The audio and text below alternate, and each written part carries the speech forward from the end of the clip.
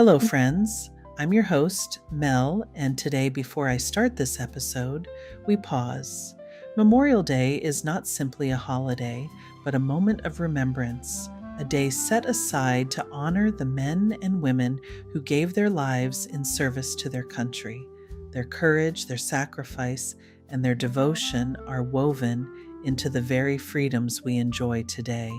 To those who never returned home, to those who stood watch, to those whose names are carved in stone and memory, I offer my deepest gratitude. And now, the Whistler. Let every go signal remind you that you do go farther with Signal gasoline. The Signal Oil Program. The Signal Oil Company and your new Another Strange Tale by the Whistler. Tonight, the tale of a man who betrayed his country for money. The story of how death carries a lunch kit.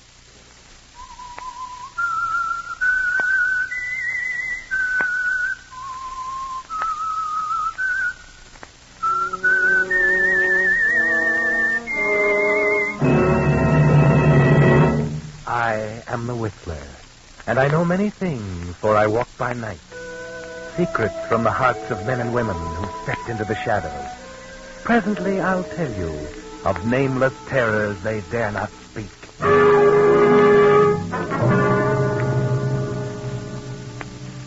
In a moment, the Whistler will tell you his gripping story.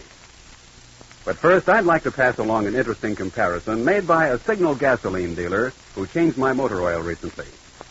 Signal 4-Star Motor Oil is like a bank, he said. The bank not only protects your money, but also pays you interest. This fine pre-war quality motor oil protects your motor by coating every part with a tough, lasting film of lubrication that resists heat and wear. I know Signal 4-Star is pre-war quality, and I know it protects my motor, I replied. But tell me, where does the interest come in? That, he said, is something extra you get. The carbon-removing property in Signal 4-Star Motor Oil. You see, laboratory tests prove that while it's lubricating your motor, Signal 4-Star Motor Oil actually dissolves out carbon that could cause serious motor damage. Well, then tell me, I asked, how come more people aren't using Signal 4-Star Motor Oil? When they find out about this feature, he replied, smart motorists switch to 4-Star in a hurry, especially operators of fleets of cars and trucks who keep a record of performance and can't afford to have vehicles laid up. Well, I said, I can't afford to have my car laid up either. And from now on, I'm giving my motor the oil that helps keep out carbon while it lubricates. Signal 4-Star Motor Oil. And now, the Whistler.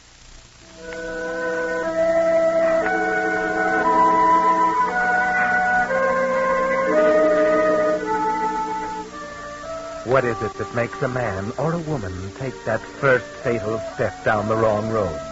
That step that looks so simple and so easy, but from which there is no turning back. There are many reasons, of course, many. In Peter's case, it was simply money.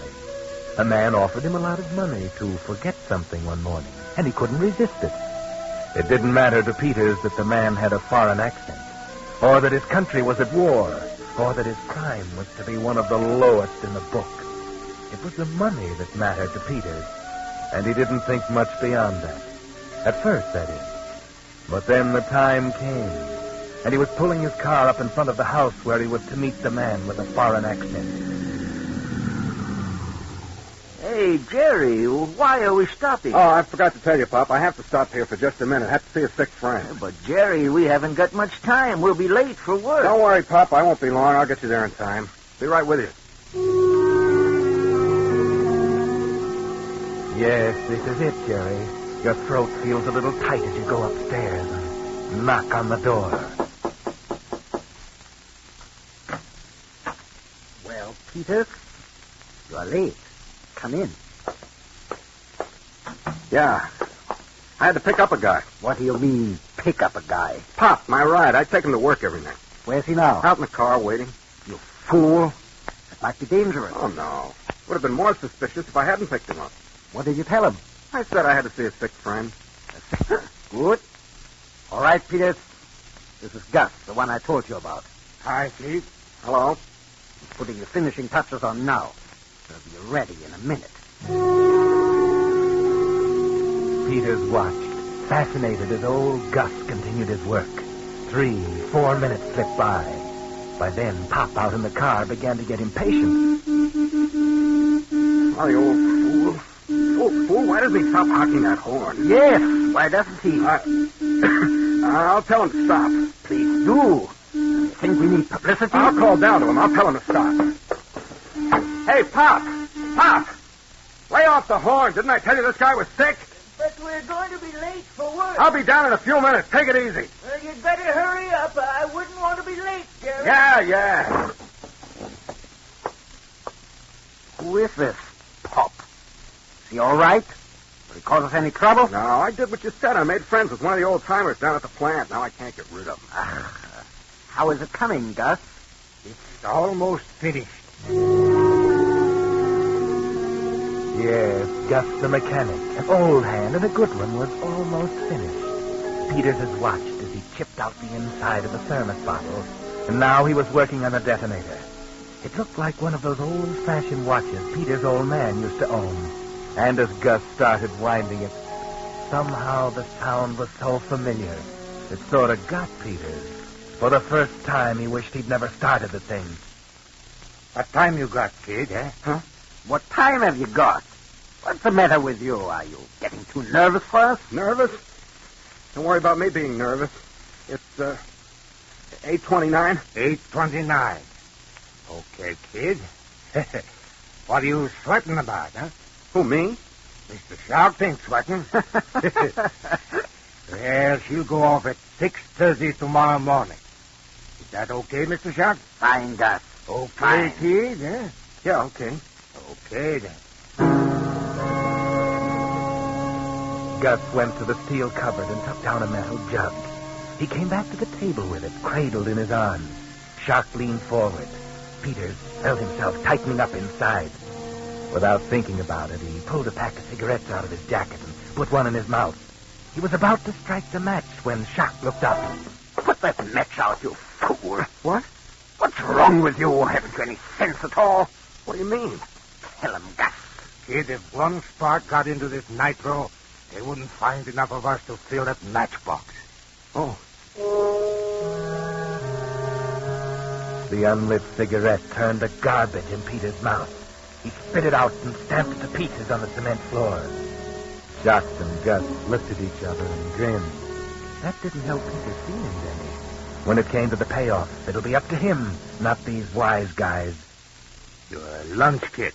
Here it is. I just bought it this afternoon. Well, look how pretty it is, Mr. Sharp. It's a shame to spoil it. All right, finish with it, Gus. We'll make the jokes later. Gus opened the lunch kit and took the bottle out. He screwed the detonator into the cap, and when it fitted right, he laid it aside. Then he put a siphon into the thermos bottle and opened the jug of nitroglycerin. He poured out a thick, yellowish liquid, and when the thermos bottle was full, he put the top on the jug and carried it carefully back to the cupboard. You better be far away when this goes off, kid. I'll be far away, all right. Peters is a smart boy, Gus. He comes to us well recommended.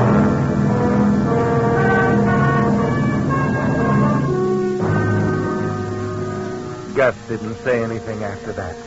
He bent down over his table, and his eyes tightened up till you could barely see them.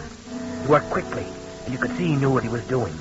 Watching him, Peters began to feel a little better about everything. Now Gus was finished. He put the thermos bottle of nitro back inside the lunch kit, and then the sandwich and the orange. Then he closed the kit and handed it to Peters. Here you are. And don't drop it. I won't. Now, you sure everything is all right? Yeah, everything's all right, Mr. Shuck. I want to see you here tomorrow afternoon at 1. I'll be here, don't worry. Peters, stop using that expression. We never worry. There's your friend again, huh? All right, Peters, get out of here. Oh, before the old fool gets us all into trouble.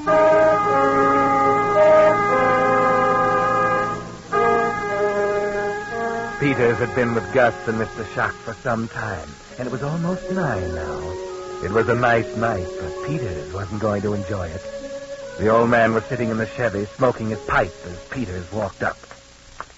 Is that you, Jerry? Yeah. It's about time. What kept you? We got to talking. He's pretty sick. We're going to be late for work, Jerry. Is that any way? You should have taken the bus. And what about you? I'd have been late, so what? So what? That ain't no attitude, Jerry. Okay. Here, put this lunch kit in the dashboard compartment. And be careful with it.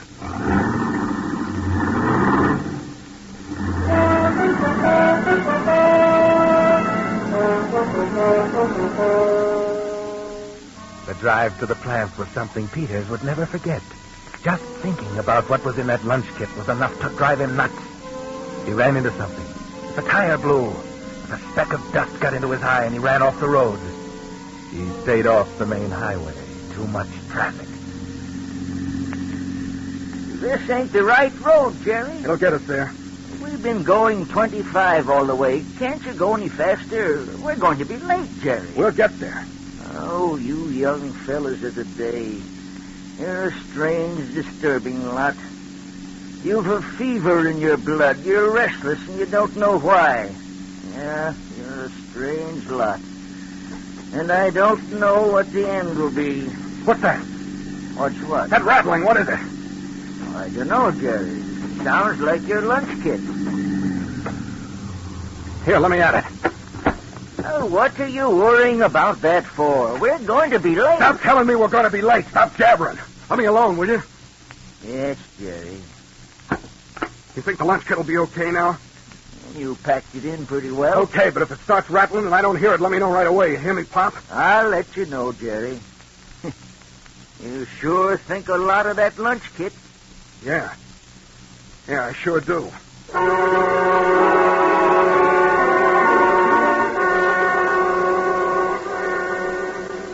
At last, they got to the plant.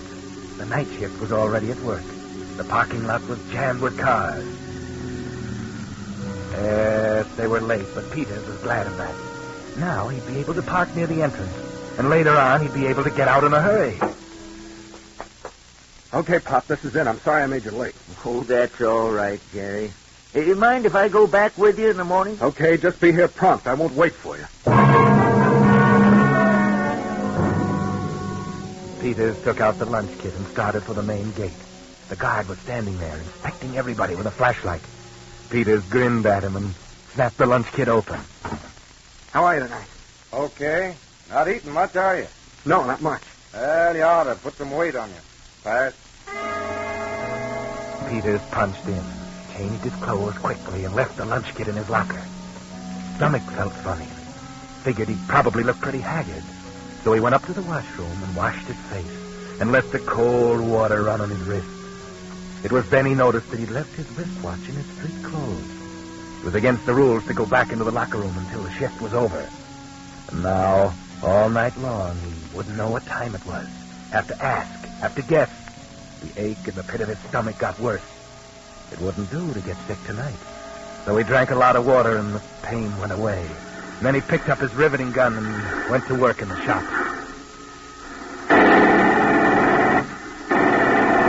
Hey, what are you doing? Stop that gun.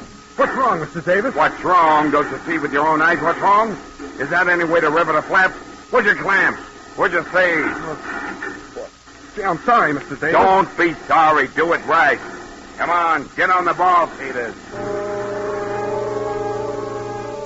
Yeah, get on the ball, Peters. Don't be so nervous. Don't show how you feel down inside. Concentrate. Think. But you can't think, can you, Peters? All you can find in your consciousness is the thought of that lunch kit sitting in your locker. All you can remember is that thermos bottle filled to the top with nitro. All you can think of is that detonator set for 6:30. Hey, Pop, what time is it? 1:30, Jerry. Hey, Pop, what time is it? It's 10 after 3. Hey, Pop, what time is it? Oh, what's eating you, Jerry? It's 4:25. Pop, what time is it? Jerry, what's wrong with you? Why, you're as white as a sheet. I don't know, my son. Hey, guys! Jerry's passed out. Come over here, quick!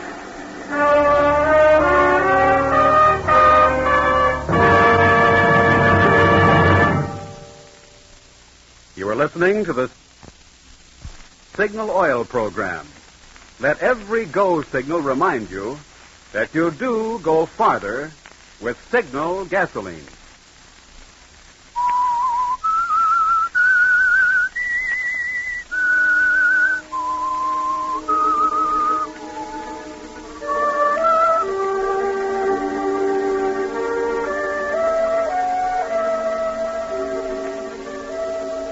When Peters woke up, he was lying on a cot in the plant dispensary, and the staff doctor was bending over him. How do you feel now, son? Better. You ever had a spell like this before? No, I never did, Doc. You're pretty nervous, aren't you? No, I'm all right. I don't know. Your pulse was going 50 miles an hour when they brought you in. Yeah, but I'm all right now, Doc. I want to go back to the job. You want to what? What kind of a doctor would I be to send you back to your job? Come on, relax. But I'm okay now.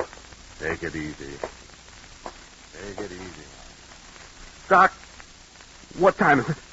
Well, it's 5:30 now. The shift ends in half an hour. Oh, Here, you hold this glass of water. what are you going to do? I'm going to give you a couple of grains of barbital.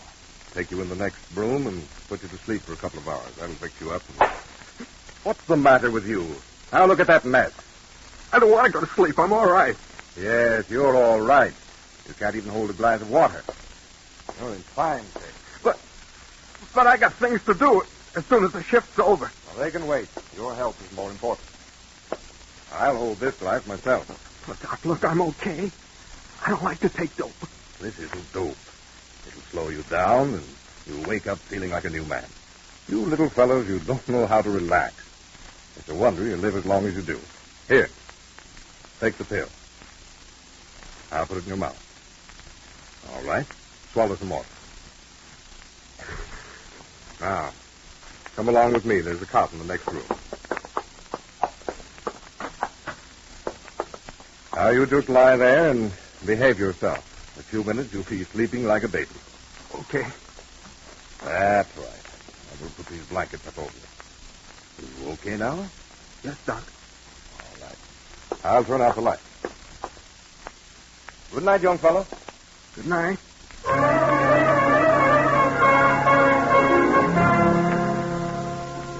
You spit out the pill, didn't you, Peter?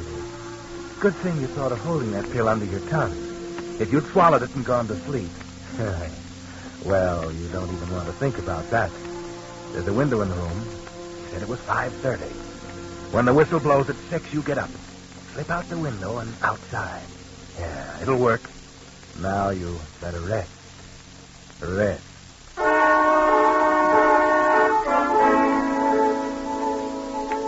Only you can't rest, can you? The doctor said it was 5:30, and that was a long time ago. What's holding up that whistle? Why did you forget your wristwatch? Relax. You have to control yourself. You cramp up again, you're sunk. But what if something's wrong? What if the whistle doesn't go off when it should, and no one notices before it's too late? What then? A pint of pure nitro. With all this oil and paint and airplane dope, this place will explode like an ammunition dump. There's that whistle. Something's happened to it. Gotta get out of here. Get out!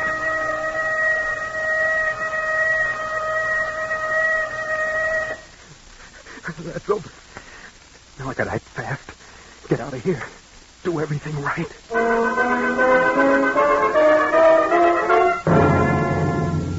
Getting out of the dispensary was easy. There was a shed right below the window. Peters dropped to the roof of that and then to the ground. He didn't feel too good. He was still weak from the cramp, but there was no time to think about that now. When he got to the locker room, the boys were climbing out of their work clothes, getting ready for the shower room. Hiya, Peters. You okay now? Yeah, I feel fine. Better stop drinking that turpentine, Jerry, huh? Boy, you had me worried, Jerry. I'm okay now, Pop. Do I still get to ride? Huh? Yeah. I'll see you later, then. I'm going to take a shower.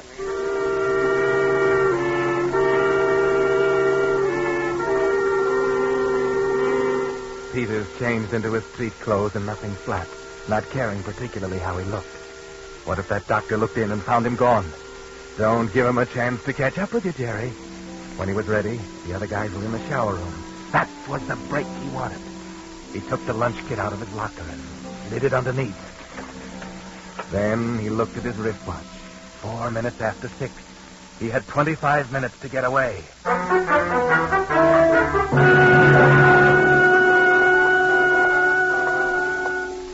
He was walking down past the front offices. No one else around yet. Couldn't walk too fast. Not too fast. Not too slow. That's natural. Past the foreman's office. Not too fast. Peters.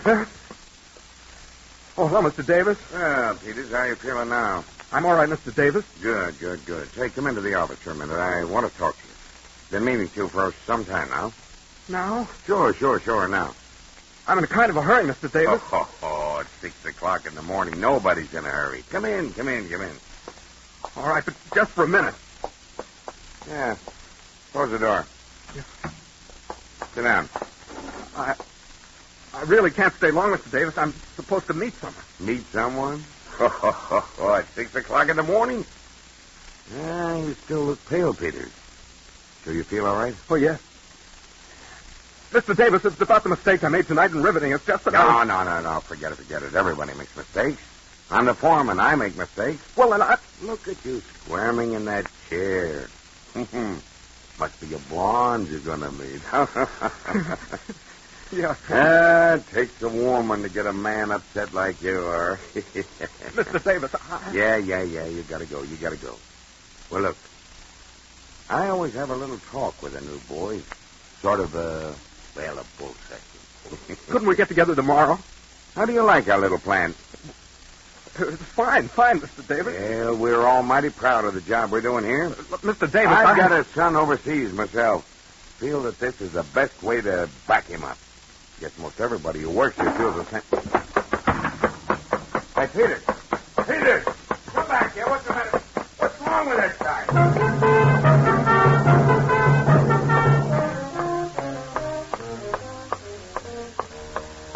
Okay. Slow down, Peters.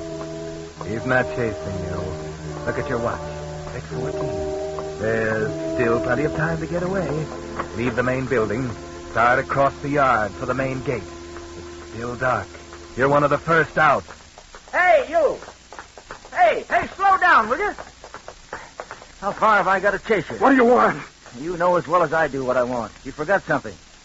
What did I forget? You forgot to punch the time clock. I'll do it tomorrow. Tomorrow? Then it'll be my neck. You're not leaving this plant till you punch out, mister. All right. I'll go back and punch out. Where's the fire? You ought to work that energy out during your shift, young fella. Yeah. Folks. Hey. What? There are 20 guys in line ahead of me. Oh, sure. What did you expect? You ain't the only one on this shift, you know. Hey, look, fella, I got to get to town early. How about letting me punch out now? End of the line, Bud. Well, it'll just take me a second. End of the line. Yeah, we all want to get to town early, Bud. Okay.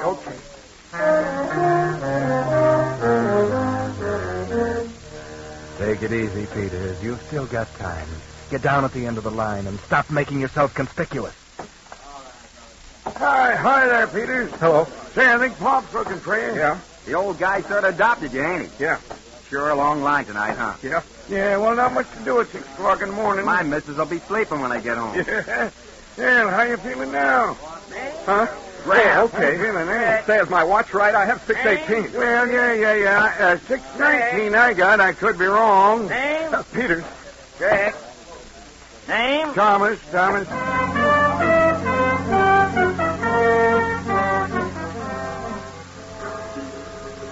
He finally got to the parking lot. But a whole lot of people are out now, and it's going to be crowded if you don't hurry, Peters. There's a little cold, too, and it takes a couple of seconds for the motor to catch. It's 6:21, Peters. No time to waste now. You're fighting for your life. Start backing out, quick. Hey, look out! Hey, you! Look at my headlights. What's the matter with you? Come out here and see what you did to my headlights. I'm sorry. I'll pay for them. That ain't the idea. You can't buy headlights like this anymore. All right, Peters is my name. Jerry Peters. I work in Shop 5. I'll see you tonight. We'll work out something. Not so fast, not so fast. I've got to write this down. Got a pencil? Here's my pen. Use it. Jerry Peters. Shop 5? Yeah, there. Okay, here's your pen. I'll see you tonight. You ought to watch where you're going this time of the morning. Back up and let me out, will you, fella? Oh, you guys always in a hurry. That's how trouble starts. All right, my partner's backed her up. It's clear now. Thanks. You gotta hurry. You gotta hurry. Jerry, wait. You're forgetting me. Hey, Jerry, wait for me. Wait, will you? Wait. Hey, Jerry. He got away.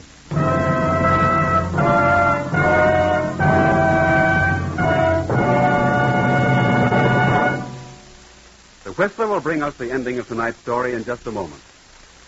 Meantime, let me tell you how you can get absolutely free the very game that's now top favorite among American troops overseas.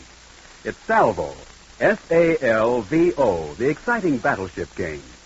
Thousands of these fascinating games, printed in color with complete instructions, have been sent by the Signal Oil Company to American troops all over the world. So many men returning from overseas have been telling friends about Salvo, people at home are wanting to play this exciting game too. Recently, Signal was able to get a limited number of extra Salvo games for civilian home use. One is waiting for you now at your neighborhood Signal dealers. There are no strings to this gift, nothing to buy. You just ask your nearest Signal dealer for your Salvo game and get it free. Naturally, they'll go fast, because Salvo is on the way to becoming as popular here as it is in Burma, France, and Iceland. Better see your Signal dealer tomorrow. When you find what a friendly, conscientious fellow he is, you'll understand why Signal service cars do go farther. And when you see how much fun Salvo is, you'll thank me for getting you in on this offer early, before your Signal dealer's limited supply of Salvo games is gone. Stop by and see him tomorrow, sure. And now, back to the Whistlers.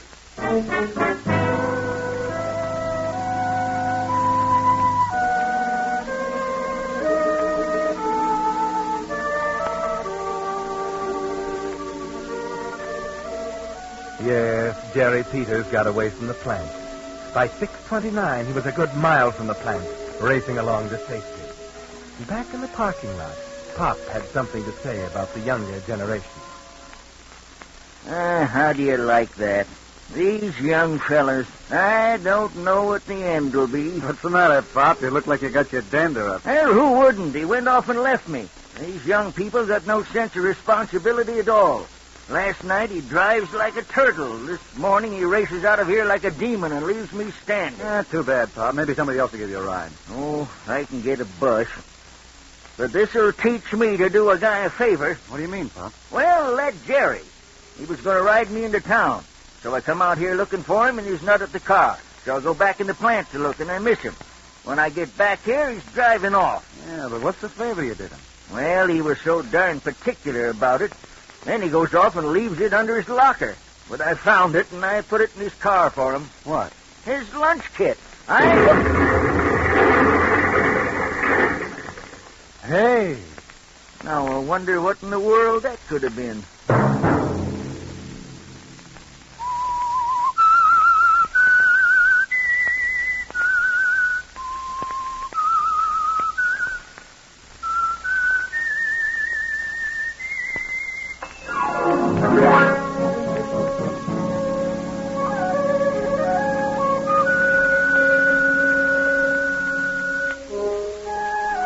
Next Monday night at 9 o'clock, the Signal Oil program will bring you another strange tale by the Whistlers. The Signal Oil program is broadcast for your entertainment by the Signal Oil Company, marketers of Signal's famous Go Farther gasoline and motor oil, and by your neighborhood Signal Oil dealer, who is at your service daily to keep your car running for the duration. The Signal Oil program, directed by George W. Allen, with story by Lawrence Marcus and music by Wilbur Hatch, is transmitted to our troops overseas by the Armed Forces Radio Service. Bob Anderson speaking for your friend, the Signal Oil Company, and suggesting once again that you let every go signal remind you that you do go farther with Signal gasoline.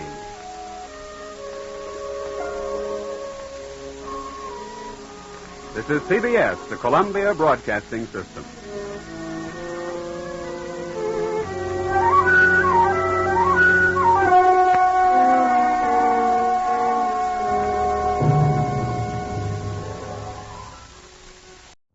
The Signal Oil Program, The Whistler.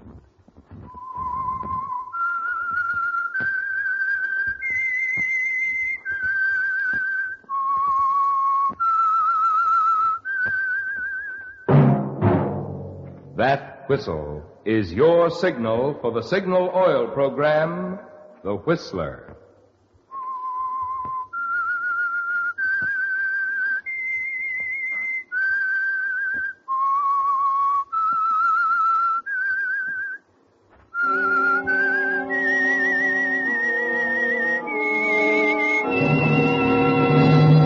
I am the Whistler, and I know many things, for I walk by night. I know many strange tales hidden in the hearts of men and women who have stepped into the shadows. Yes, I know the nameless terrors of which they dare not speak. Yes, friends, it's time for the Signal Oil Program, The Whistler, rated tops in popularity for a longer period of time than any other West Coast program in radio history.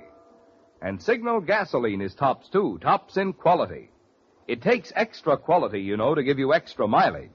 And Signal is the famous Go Farther gasoline.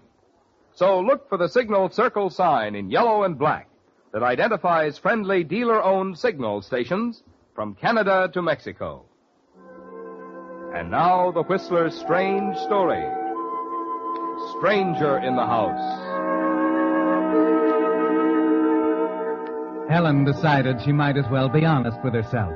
The suspense was getting her down. But if she didn't find out one way or the other pretty soon, something was going to snap.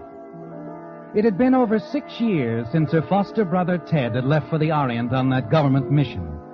And he was still out there, somewhere between Manila and Shanghai, alive or dead. It was a terrible thing to admit even to herself. But she was even wishing now for any kind of message, even one stating Ted was dead. At least it would end the waiting. At least it would be better than not knowing at all. George, please. I don't want to talk about it anymore. Ted's been on my mind for so long now that I wish I could forget about him for a while. I'm rather surprised to hear you say that, Helen. Oh, I know it sounds terrible, but... George, it's been 6, almost 7 years of waiting and not knowing. Yes, I know, Helen. I can't stand it much longer, George. After all, he's my foster brother. Don't you understand? All these years of silence. If they'd only tell us something. You must realize there are a lot of women like you, dear. It's just one of the terrible things about the aftermath of war, that's all. Let's just wait, then. Let's not talk about him anymore. I'm your lawyer, Helen. There are some things we've got to talk about. All right. Go on, George. Well, it's been almost 7 years now. If we haven't heard from Ted in another 4 months, he'll be declared legally dead. What does that mean? There's a clause in your foster father's will, Helen. When Ted dies, the entire estate goes over to you. Why must you always throw that will in my face, George? Why must it always come around to money, money, money? Every time we talk about Ted, it's the same thing. I don't care about the money. All I care about is having him back alive and well. Now, please go, George. If it doesn't have to be settled till September, let's not talk about it till then. All right, Helen. Well, George. Yes? I'm sorry I blew up. I guess I'm just not myself. Sure, Helen. I understand.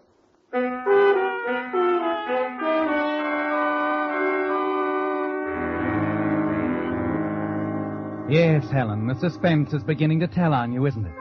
Almost 7 years of it. Just a few letters from Ted early in 1941, telling you of his arrival in Manila. Then silence. No way you could get in touch with him. Nothing you could do but wait. And you're still waiting, rushing out to meet the postman, hoping each day will be the big one.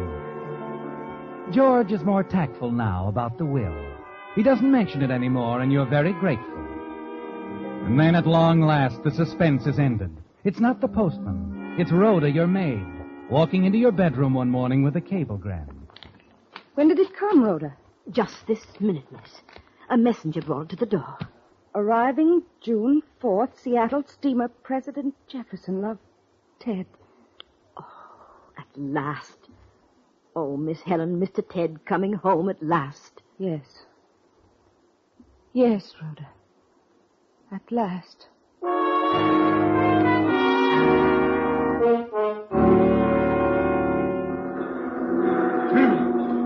Pardon me? Oh, I beg your pardon. Stuart? Oh, Stuart! Yes, miss? I'm looking for Mr. Ted Van Norton. Where is his cabin, please? Just a minute, please. Van Norton. Stateroom 3C, third deck. Thank you.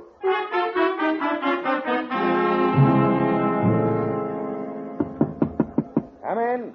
Ted, darling. Hello. I'm sorry.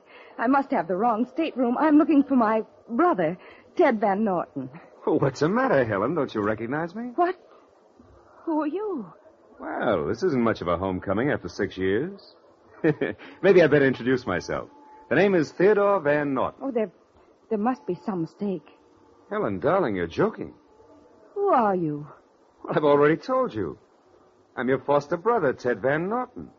You're not Ted. You're an imposter.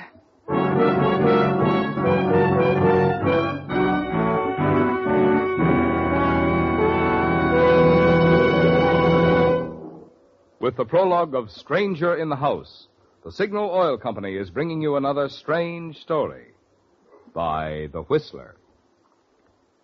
But now, important news for drivers. The amazing new type tire by Lee of Conshohocken, which is being announced this month in the Saturday Evening Post, is already at your Signal dealers.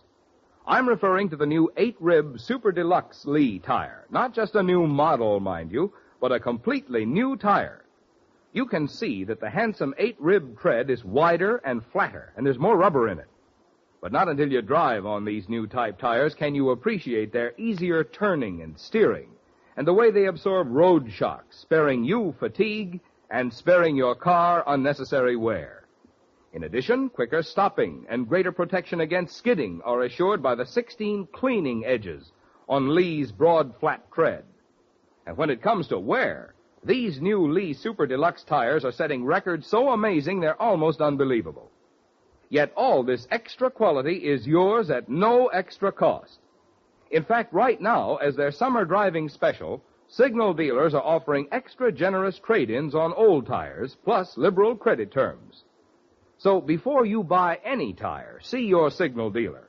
Find out how little it will cost you to enjoy real safety and comfort this summer with new 8-rib Lee Super Deluxe tires. And now back to the Whistler.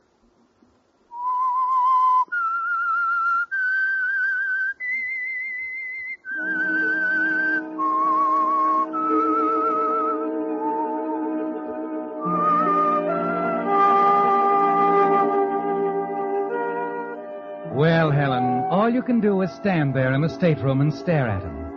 The effrontery of this stranger trying to pass himself off as your foster brother leaves you at a loss for something to say. True, he does resemble Ted. He's tall, the same build, the same athletic poise, the same general features. But the expression, it's not quite Ted's, is it? That's funny, isn't it, Helen? Perhaps he thinks it's funny in a different sort of way. Perhaps he's one of those people with a perverted sense of humor, a practical joker. Yes, it's hilarious, isn't it? To pull a trick like this after all those years of almost unbearable suspense. Well, darling, hadn't we better get a move on? Are you stupid enough to think you can get away with this? Get away with what? If this is some crude attempt at humor, I Not don't at all. I'm quite serious. Where's Ted? Oh, do you have to be that way? I explained once. Don't lie to me. Where is he? Excuse me a moment. Oh, Steward, Yes, Mr. Van Norton? would you take care of my hand baggage, please? Yes, sir, right away. Thanks. Come on, Helen, let's go down to the dock. I'll call the purser. Wait a minute. Now, look. See, passport with fingerprints and photograph, birth certificate, State Department credentials, letters from you. They are forgeries. I'm sorry. They're genuine. You're not going home with me. I won't stand for it. Very well, darling.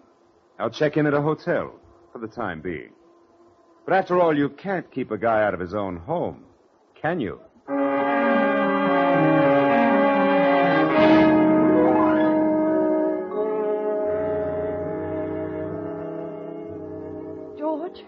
George, I've never been so stunned in my life. He just stood there smiling at me, saying over and over that he was Ted. Wait a minute. You say he had identification? Everything. Even letters from me. I wrote them when Ted first arrived in Manila. Were they genuine? Oh, I think so. You're my lawyer. Do something. He'd know better than try to get by with forgeries. Helen, you're sure you're right? George, you don't think I know my own brother? Oh, but it's been close to 7 years. He's probably been in prison camp. That can make a lot of difference in a man's appearance. But it's not entirely a matter of appearance. It's the way he walks, his voice, his mannerisms. Besides, Ted's dead. What? Well, something terrible's happened, I'm sure of it. This man might have killed him. Yes, that's it. So he could get his hands on Ted's money. That's a pretty serious charge, Helen. You've got to be sure of yourself. You're the only one in Seattle who can recognize him. Remember, he's been gone for 7 years. Do you have any pictures? No, I thought of that. No. No, there weren't any, not since he was a little boy. Spent most of his time in the East with Aunt Ida. Well, where's she? She died some time ago. Well, there are a lot of ways we can check on him. The State Department ought to know about him. He's been with them for over 10 years. You say he's stopping at a hotel? Yes. You know, of course, that if he can prove his identity, he has a legal right to live here in this house. I tell you, he's a flagrant imposter. He's not coming here if I have to hire somebody to throw him out.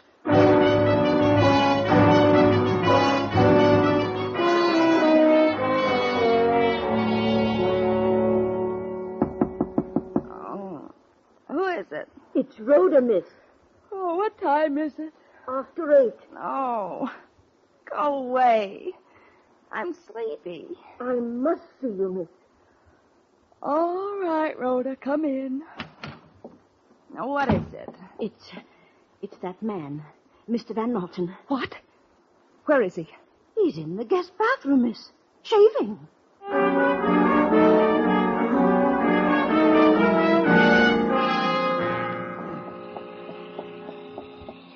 Give me a home where the buffalo roam, where the deer... Well, good morning. What do you think you're doing? Shaving, morning ablutions. Can't say I'm used to having ladies barge into the bathroom. Get out of here. Temper. How did you get in? Well, I couldn't get a room at a hotel, so I took a taxi up last night. Walked in the back door. It was open, you see. You can leave the same way you came in. Oh, no, I'm here to stay, sister dear. I've got the proof in my pocket. And if you want to get me out, you can trot right down to the Hall of Justice and get yourself a court order.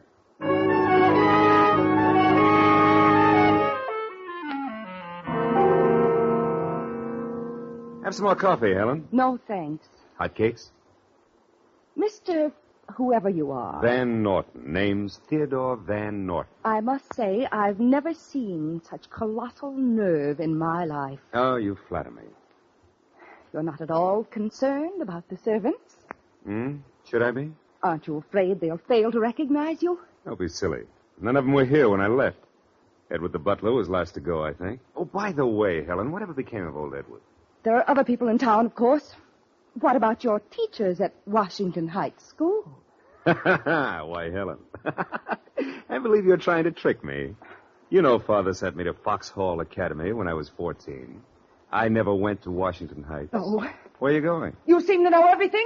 Why don't you tell me that? Helen, we have some talking to do, darling. About the will. Father's estate left all of it to me, you know. Seems to me the executor owes me close to $1 million.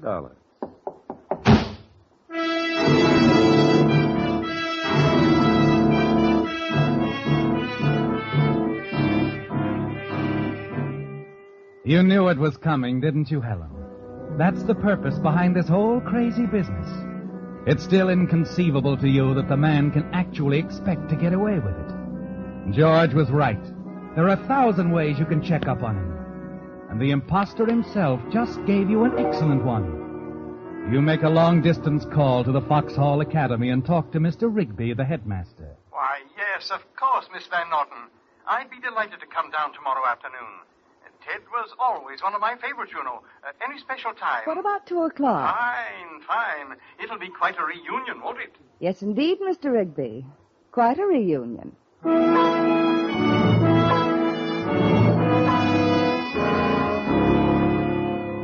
Mr. Rigby, this is George Chadwick, my lawyer. Mr. Chadwick? How do you do, sir? Would you like to wait in the living room, Mr. Rigby? I think Ted's out on the tennis court. We'll call him. Thanks. Come on, George. Excuse us, Mr. Rigby. Of course. You still think I don't know my brother? No, I never said that, Helen. I only said 7 years can make a lot of difference. You yourself said his general features were the same. I'm afraid Mr. What's-his-name is going to suffer a little embarrassment. You think Rigby will recognize him? Recognize him as an imposter, if that's what you mean. He knows Ted as well as I do. Uh-huh. What's the matter?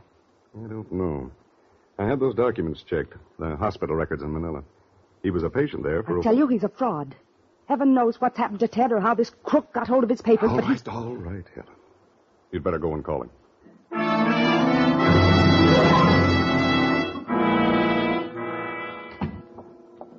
Hello, sis. What's up? I was sorry to interrupt your tennis game. Ted? Oh, it's Ted now, huh? Why, of course. I could have been mistaken, you know. Well, can't say I expected this. I'd be a little foolish not to admit it when I'm wrong, wouldn't I? Come on, dear. Where to? Just to the living room. You can go back to your tennis in a moment.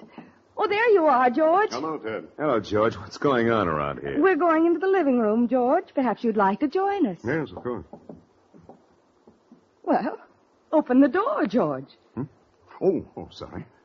Say, what's this all about? Rigby! Teddy, old boy, how have you been? Oh, you old son of a guy. What is this, Helen, a surprise? Why don't they tip a guy off when his old headmaster comes to see him? Oh, you're looking fine, Teddy. Yeah? Good Lord, it's been a long time. Yeah. Last time I saw you was after the Washburn game, remember? What? Yeah, at Spokane. Yeah. Stinky was there, too. Say, do you remember the bus broke down that night outside of Wenatchee? You and I had a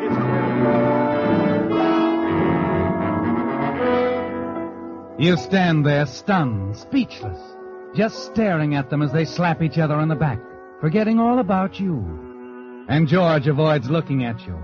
He's on their side now, you're sure of it. And worst of all, it's beginning to get you, too. He's not Ted, your foster brother. You know it, you're positive. It's ridiculous to go through all this rigmarole, but it seems to be your word against his proof, doesn't it? But there are still other ways, aren't there? Like another long-distance call, this time to the State Department in Washington, D.C. After being transferred to 4 or 5 different offices, you finally get through to the right man. It's most important that you check this matter thoroughly.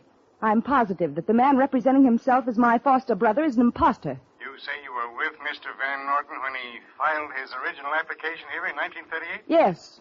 I saw him attach his photograph and fix his fingerprints. I simply want to see that application. I'll forward the file to our Seattle representative. You can check it there. Will that be satisfactory? Quite satisfactory, thank you.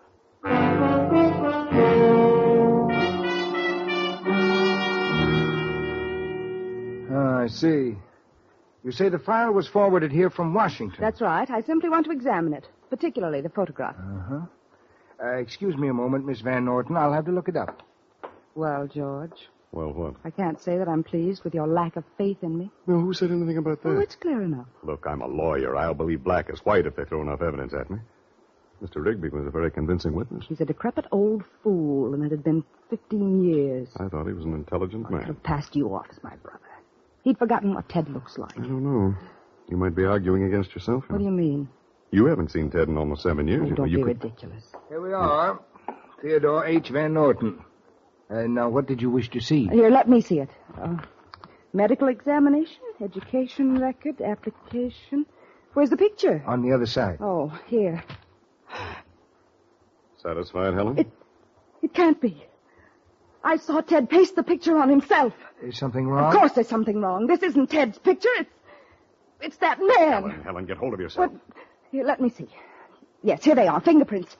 Now, listen, clerk. I want this whole record sent to the office of the Federal Bureau of Investigation. Helen, you've got to have a rest. This thing is getting That's you. one thing that can't be forged, don't you see? They can't forge his fingerprints. Oh, I'm sorry, Miss Van Norton, but I have no authority You've got to. I tell you, there's a stranger in my house. He's posing as my foster brother. There's $1 million involved. Just a minute, Helen, please.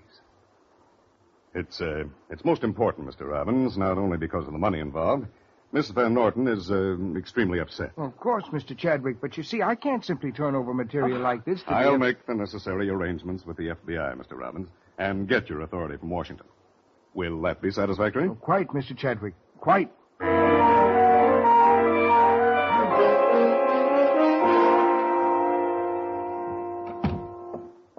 Hello, Ted.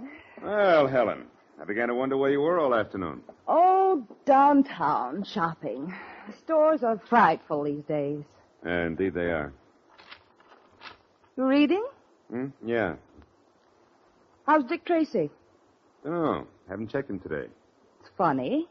You used to read Dick Tracy before you even looked at the headlines. I guess a guy gets a little serious after all those years overseas. Prison camp, hospital. Yes, I suppose so. You're looking calmer today. Finally deciding the real thing? I want you to forgive me, Ted. It's so unbelievable that I don't quite trust my senses anymore. Sure. You're a good kid, Helen. I don't blame you. Will you drink on it? Why not? What'll it be? Bourbon and soda. Oh, you're a man after my own heart. You know, I'm kind of surprised. I thought you'd be a tougher nut to crack. Oh? You expected me to be suspicious? Well, after that episode on the boat, I expected anything. Oh. Here you are. Thanks. What'll we drink to? To us, of course. All right. To us.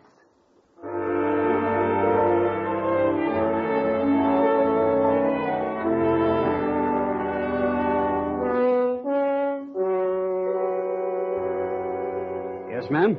You're in charge of the fingerprinting department here? Yes? I'm Helen Van Norton. I brought in a highball glass yesterday afternoon with some fingerprints on it. Oh, yes.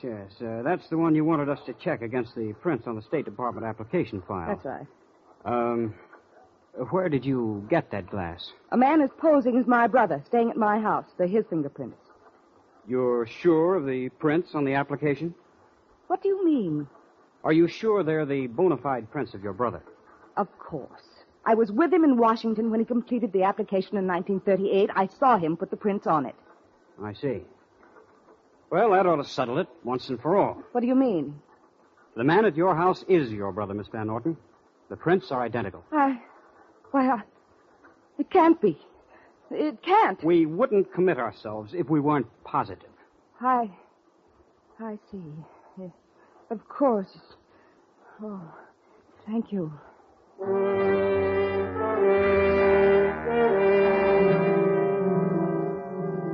Well, Helen, that settles it, doesn't it? You're beaten and you know it. And worst of all, you're not at all sure of yourself anymore. Yes, that's the unbearable part. Not knowing in your mind whether you're right or wrong. But you still have one more out. Just one. It's a long chance, but you've decided you have to take it. To decide once and for all whether or not this man Ted is your foster brother. Whether you can trust your own mind. It's very late that night when you get quietly out of bed and walk downstairs to the telephone. The house is as quiet as a tomb. Everyone's asleep.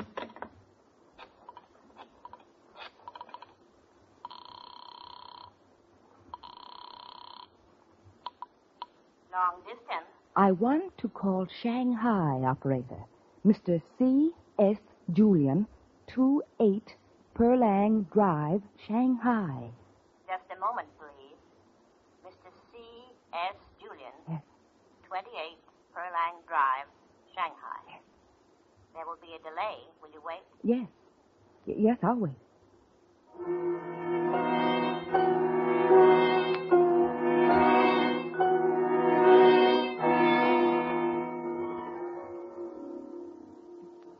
Here's your party. Go ahead, please. Hello. Hello? Is this Mr. Julian? Who is calling, please? I last talked to you in April 1941. The name I gave you was Grayson. Do you remember that? Why are you calling? Do you remember me? Of course I remember you. You called concerning a man, Mr. Van Norton, as I remember. He was in Manila. Do you know what became of him? He was killed in an accident in May of 1941. You're positive? Positive. Thank you, Mr. Julian. Thank you very much.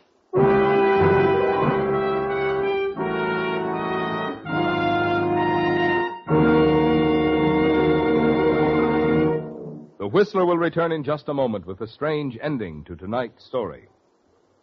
Meantime, a word of wisdom to Mr. Average Driver.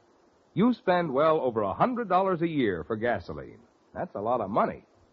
You'd like to be sure it's buying the gasoline that's tops in quality, the gasoline that gives you top performance from your car. Well, you can be sure if you'll just keep 2 points in mind when you buy gasoline. 1, it takes extra quality to go farther. And 2, Signal is the famous Go Farther gasoline. After all, the only way any gasoline can put more thrilling performance into your car is by helping your motor run more efficiently. And when your motor runs more efficiently, naturally you get better mileage. So there you have it in a nutshell, the reason why Signal's good mileage is so important to you. And the reason Signal says, to be sure of the tops in gasoline quality, there are just 2 things to remember. 1, it takes extra quality to go farther. And 2, Signal is the famous Go Farther gasoline. And now back to the Whistler.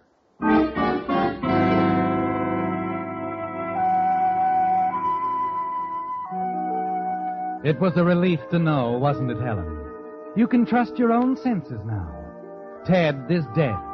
Mr. Julian just told you so. And the stranger in the house is an imposter. Somehow, some way, you can prove it. But right now, you don't want to think about it anymore. It's been too bewildering. All you want now is your bed and the first good night's sleep in a week. You put down the phone and start toward the stairs. Sit down, Helen. How long have you been here? Long enough. I said sit down. I'm going upstairs. Sit down before you fall down. That's it. You just hung yourself, baby. There's a record of that phone conversation down at FBI headquarters. What are you talking about? You didn't have Shanghai, in case you're wondering. You were talking to the boys down at the office. Not Mr. Julian. We had everything, you see, except the link you just gave us. We knew Mr. Julian paid $10,000, part of the money you sent him, to one of his boys in Manila. The boy who killed your foster brother, Ted. But I was the only one who knew.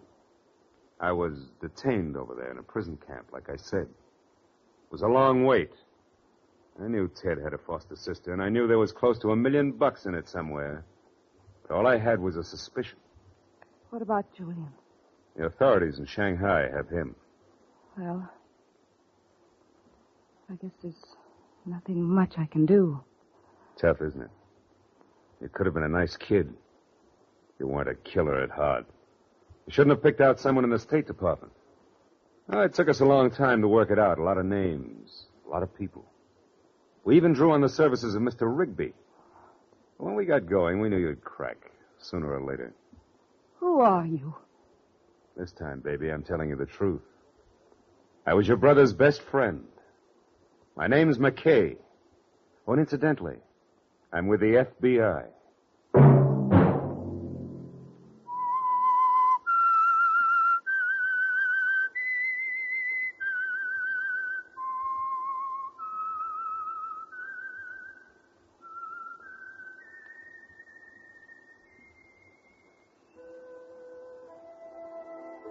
Let that whistle be your signal for the Signal Oil program, The Whistler, each Wednesday night at this same time.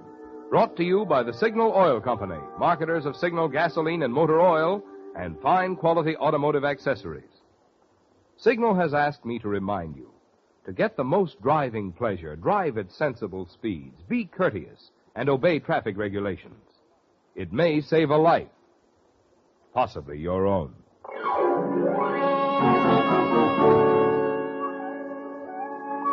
Featured in tonight's story were Virginia Gregg and Gerald Moore. The Whistler was produced and directed by George W. Allen, with story by Harold Swanton and Mark Smith, and music by Wilbur Hatch, and was transmitted to our troops overseas by the Armed Forces Radio Service. Next Wednesday, for a full hour of mystery over most of these stations, tune in a half hour earlier Enjoy The Saint as well as The Whistler. Marvin Miller speaking. This is CBS, where 99 million people gather every week. The Columbia Broadcasting System.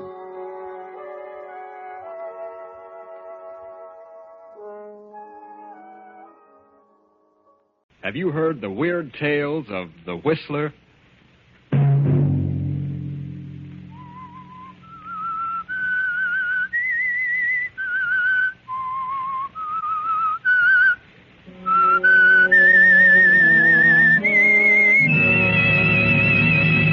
I'm the Whistler. Gentlemen, we 7 scientists have banded together because the government of Austria is in deadly peril. We have evidence that Austria is being dangerously undermined by the Nazis, and that nothing is being done from the standpoint of the law to prevent it. We have therefore resolved to take measures into our own hands and prevent this chaos. At our next meeting, we shall present the names of those in high places who attempt to divide and conquer, and shall decide then as to what action shall be taken against them. And such was the organization in which Hans Minkler, the young, mild-mannered biologist of Vienna, suddenly found himself a member. Hans Minkler, whose whole life was dedicated to the preservation and the saving of human life. Hans Minkler, referred to by his classmates as the man who couldn't kill a fly. Saturday night, and again CBS presents The Whistler.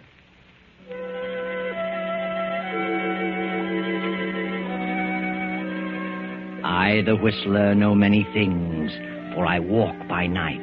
I know many strange tales, many secrets hidden in the hearts of men and women who have stepped into the shadows. And so I tell you tonight the incredible tale of the letter. Hans Minkler, the young biologist, only half heard the speech of the leader of the 7 scientists, for Hans was dreaming of his beloved experiments.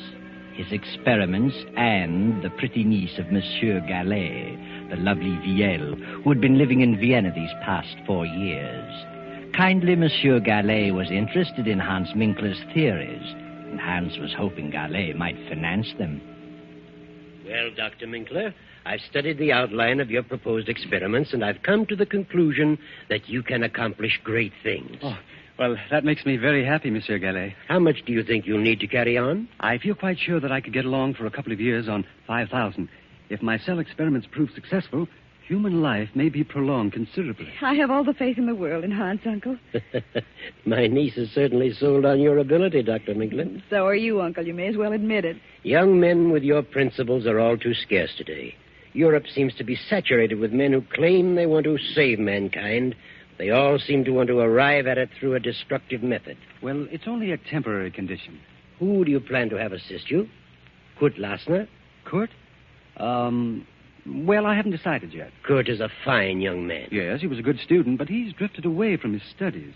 He's become absorbed in politics. Very well, Hans. I'll start you out with 5,000. Is that the way you want it, Viel? Yes, Uncle, you're a darling. I hope that someday I may be able to repay you. See what that is, Viel. Come into the library, Hans. I'll give you a check. Yes, of course. Oh, good evening, Kurt. Hello, Viel. Well, how are you? Very well, Kurt. You're very lovely this evening. Thank you. Yes, indeed. The prettiest girl in Vienna. Is Hans here? I said I'd pick him up on my way downtown. Yes, he's talking to Uncle, talking business. I've had a busy day. Not enough hours to go around. Sit down, Kurt. Thanks. Kurt, why have you given up your career? Biology? Oh, I don't know. But you could do so much good. You were so well equipped to carry on in science. Think of the things yet to be done. I'm going to do things. Great things. I mean things that will really benefit mankind. Well, that's what I mean, too. You sound like Hans. Hans is very sad about your dropping your work. He counted on your helping him in his experiments. Oh, he'll get over it. Besides, those experiments can wait a while. No, Hans is going ahead. Who's going to help him? I am, if no one else. You?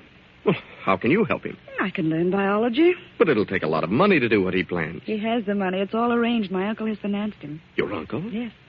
Well, I wish Hans luck. And I'm going to marry Hans. What? You and Hans? Well, what a surprise. Yes, I've made up my mind. I see. Well, I guess... Good evening, Kurt. Glad to see you. Good evening. Hello, Court. Oh, have you heard the good news? Yes, 𝒆𝒆🔏 just told me. And I wish you both good luck. I hope you'll be very happy. When's the wedding? Wedding? What wedding? Oh, yes. Me, of course. Typical absent-minded professor. See, look, I have the money for my experiments. Well, Hans, it's 7:45. We better run along. We have an appointment at 8. Oh, yes, the meeting. I'd forgotten. Yes, I'll be right with you. Goodbye, monsieur. Bye. Good night, 𝒆𝒆𝒏. Darling. Good night, Hans, dear. I'll see you in the morning.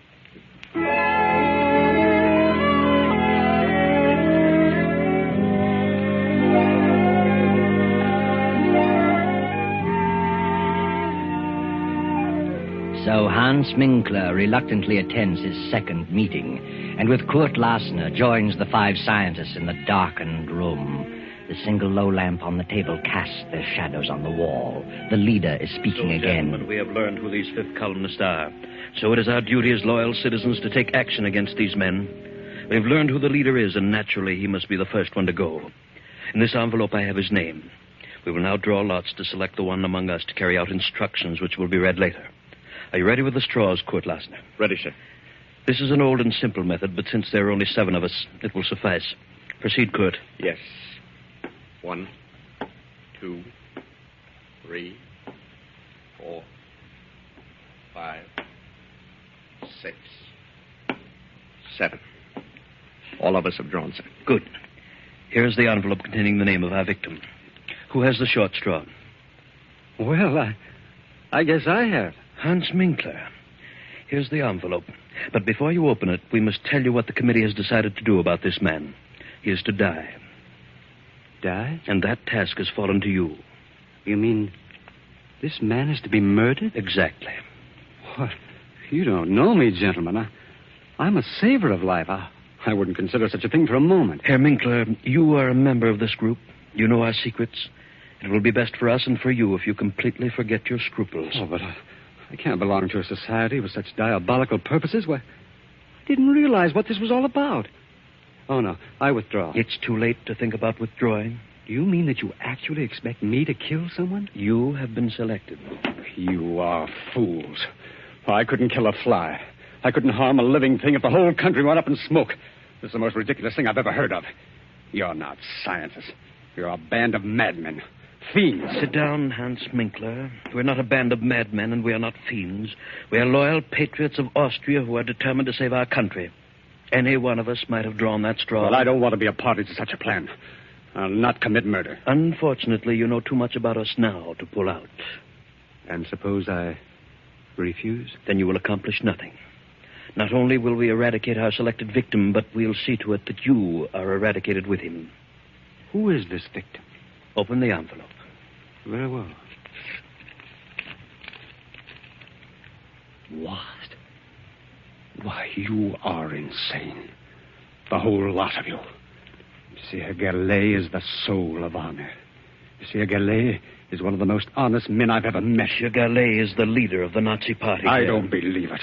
Why, I'm to marry his niece. Did you say Monsieur Gallet? Yes, you know that's ridiculous, Court. He'd never do such a thing. Gallet is the leader. We have proof. He also has a very lovely niece. And I'm sure you'd want nothing to happen to her. Would you, Herr Minkler? No. No, I wouldn't. But you must give me time. Time to think. There is nothing to think about. It has been decided. Gallet must be exterminated within 12 hours. Very well. And there's nothing else for me to do. Good night, gentlemen. Good night, Herr Minkler. And remember, if you don't accomplish this task within 12 hours, we will be forced to take care of you.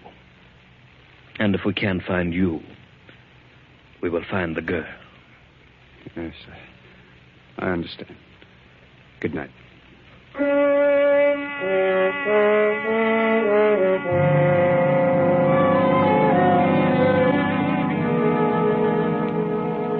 Well, Hans, what are you going to do about it? You've sat in your apartment for 2 hours now. Which shall it be? 3 lives are at stake. The uncle's and yours and 𝒆𝒏l's. Hans gets his car and drives to Monsieur Gallet's home. Well, hello, Hans. What on earth are you doing here? I didn't expect you back this evening. Where is 𝒆𝒏l? Why, she went to some friends. She probably won't be back till after midnight. What on earth's wrong with you? Get your hat and coat, Monsieur Galley. What? Have you been drinking, Hans? Get your hat and coat. Now, wait a minute. Suppose you explain There's no time for explanations. Get your things. What for? You're coming with me. I was just ready to turn in. You better run along, Hans. You feel better in the morning. Put up your hands, Monsieur Galley. What? This is the funniest thing I've ever encountered. Have you really got a gun in your pocket? I have. I hope you don't force me to prove it. Well, this is certainly a surprise. The meaning of all this? I've just discovered that you're the leader of the Nazis who are trying to undermine the Austrian government. Are you serious? Yes. Who told you such a thing? There's an organization which is determined to eradicate all Nazis one by one, and you are the leader. Read this. It says leader Paul Galley. Death. This is the maddest thing I've ever heard of. I've been highly active in anti-Nazi work. They say that's merely a cover-up. Are you a member of this secret organization? Yes. You've been selected to kill me? Yes. It's unbelievable that you, Hans Minkler, could be mixed up in such a thing. I think you're being hoodwinked. I am an anti-Nazi. If you plan to kill me, you must belong to the Nazi organization. Get your things and come along. What do you intend to do with me? That's all planned. Come along. Very well. You, give me that gun. You fool. No, don't. You don't.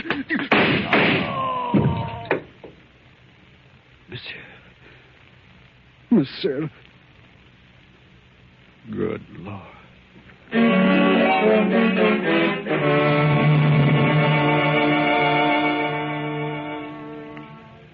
Hans stands staring at the body of Monsieur Galley for a few moments. Then in a daze, he turns out the lights, closes the library door, and returns to his apartment. For the remainder of the night, he sits at his desk staring into the darkness, lost in thought.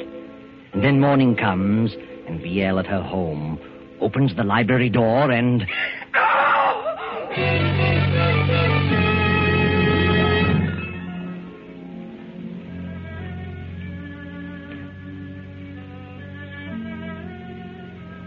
Well, he's been dead about 8 hours, Fräulein.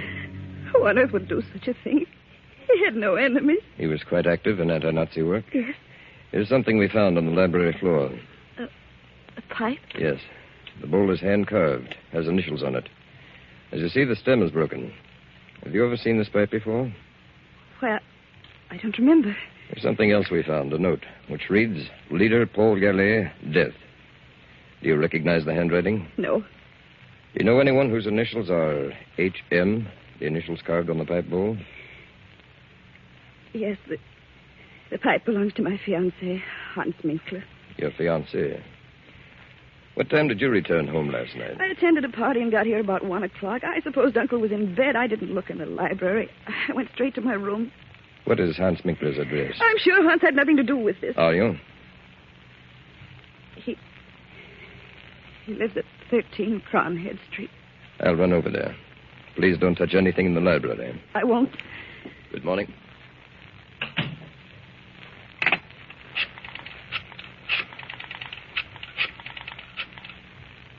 Kurt, something terrible's happened. Uncle was murdered last night. The police have just left. They found Hans's pipe on the library floor. It was broken. They've gone to his apartment. Please come over right away.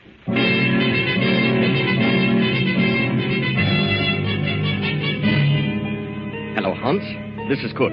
The police found your pipe in Galley's library. They're on their way to your place. You've got to get out of the country immediately. Don't wait a moment.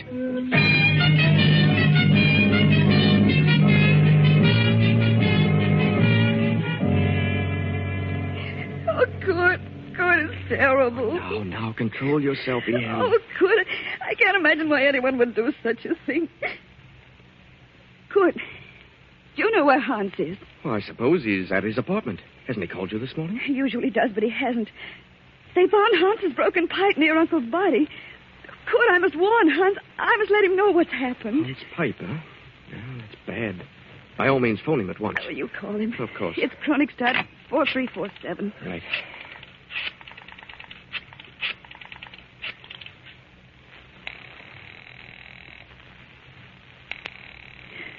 It's ringing. He must be there. Oh, he would have answered by now. Where could he be? I haven't the slightest idea. But he always called me before this. Kurt, it isn't possible. impossible. It can't be. Now, just try to control yourself, Yale. Oh, see who it is, Kurt. Special delivery. Sign here, please. Oh, thank you. Who's it for? For you. Kurt. It's from Hans. Good heavens, read it. Leaving Vienna on important business.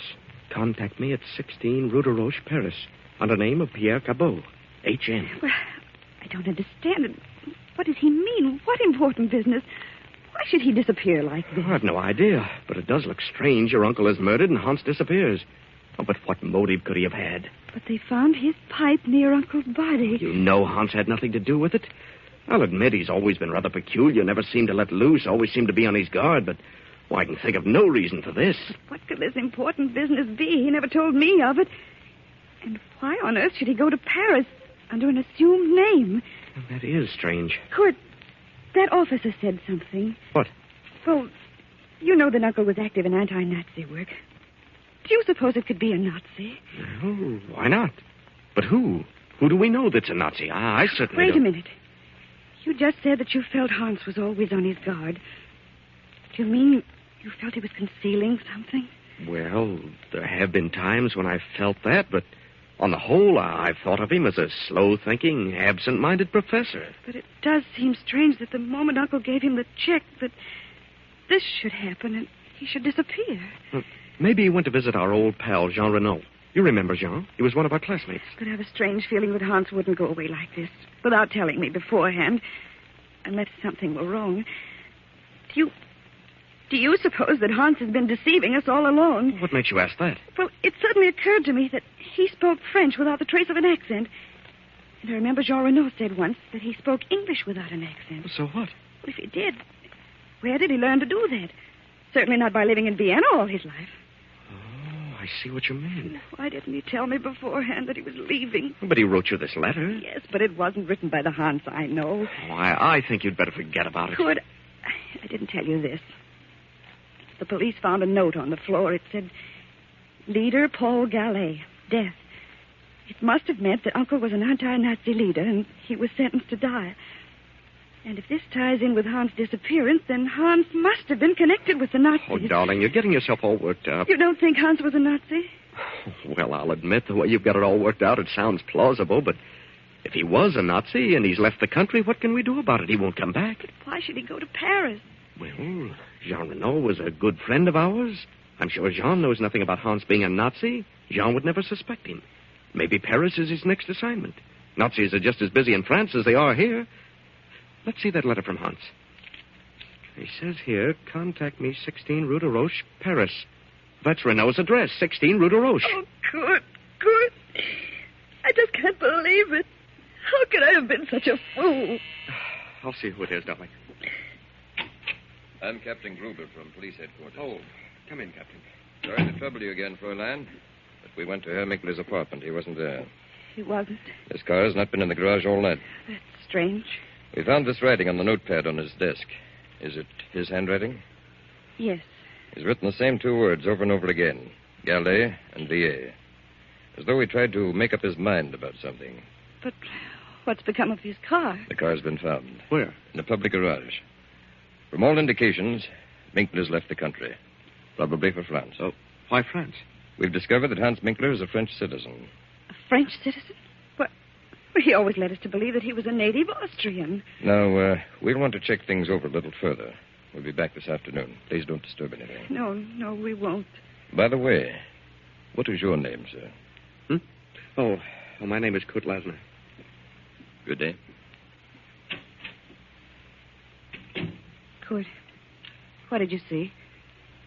What were you looking at just then? What do you mean? What startled you on Uncle's desk? Well, nothing at all. Here, let me see. Good heavens, I see it. Here on the desk blotter, Uncle's handwriting, it says, Find Hans Minkler. And it was Hans. It was. Uncle was trying to tell us who did it. Maybe. To think that he could be so low as to take Uncle's money and then kill him. Oh, please, Vielle. I just can't believe it. I won't believe it. I mustn't. Well, I'm sorry to say that all the evidence is certainly against him.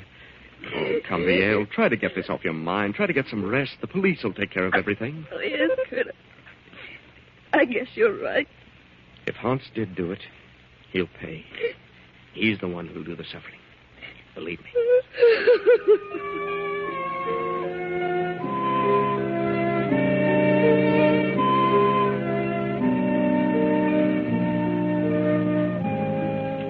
But during the night, the Nazi hordes rolled swiftly into Austria. Without firing a shot, took over the reins of government. A few weeks later, France declared war.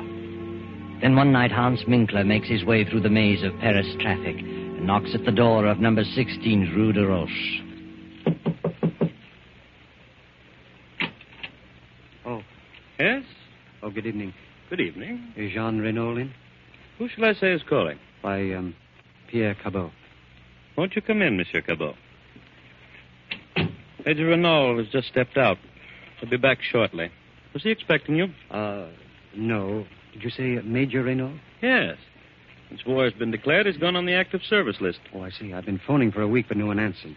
You haven't seen the Major in some time? No, I haven't. I've been in Austria for several years. Renault and I went to school together in Vienna. Oh. Are you by any chance Hans Minkler? How did you know that? Why are you traveling incognito? Well, where is Renault? I regret to inform you that Renault has been in Africa for some time. He's due back in a few weeks, however. Did you know Monsieur Gallet in Vienna? Yes. Who are you? I'm Monsieur Deveau, of the French Sûreté. Oh, police. Yes.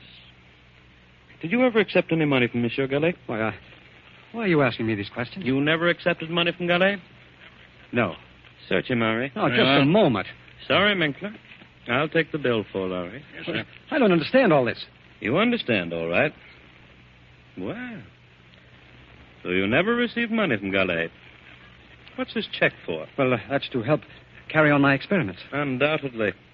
Monsieur Gallet was helping you and quite a number of others to carry on experiments. Others? I suppose you say you're new at this game. Game? I don't know what you mean. I had nothing to do with his death. Nothing. Yes, I believe that. Why should you kill one of your own? Oh, I don't know what you're talking about. If you were intending to carry on experiments in Vienna, why is this check drawn on the Bank of Paris? Well, maybe he had a surplus of funds here. Indeed he did. How did you know I was coming here? We knew. Just what were your plans? Oh, this is ridiculous. I'm not a spy. I was engaged to marry Gallet's niece. Really? Some way I got mixed up with an organization which planned to rid Austria of all Nazis. They claimed that Monsieur Gallet was the leader in Vienna. I denied it. But nevertheless, I was selected to murder him. Oh, I see. I'm told that if I refused, they'd also kill me and my fiancée as well. I decided to get them out of the country. I went to Galet's home. My fiancé was not there. I knew there was no time to lose. So I tried to take him away by force. He was suspicious. I mean, we suddenly got into a scuffle. And then someone behind me fired a gun. I don't know who it was. And Galet fell dead. I see. I went to my home. Next morning learned that they were looking for me. I got out of the country, and in a roundabout way, I came to Paris. A good story. But it doesn't hold water. Galet was a Nazi leader, and there's too much evidence against you, Minkler. Come on. Let's go down to headquarters.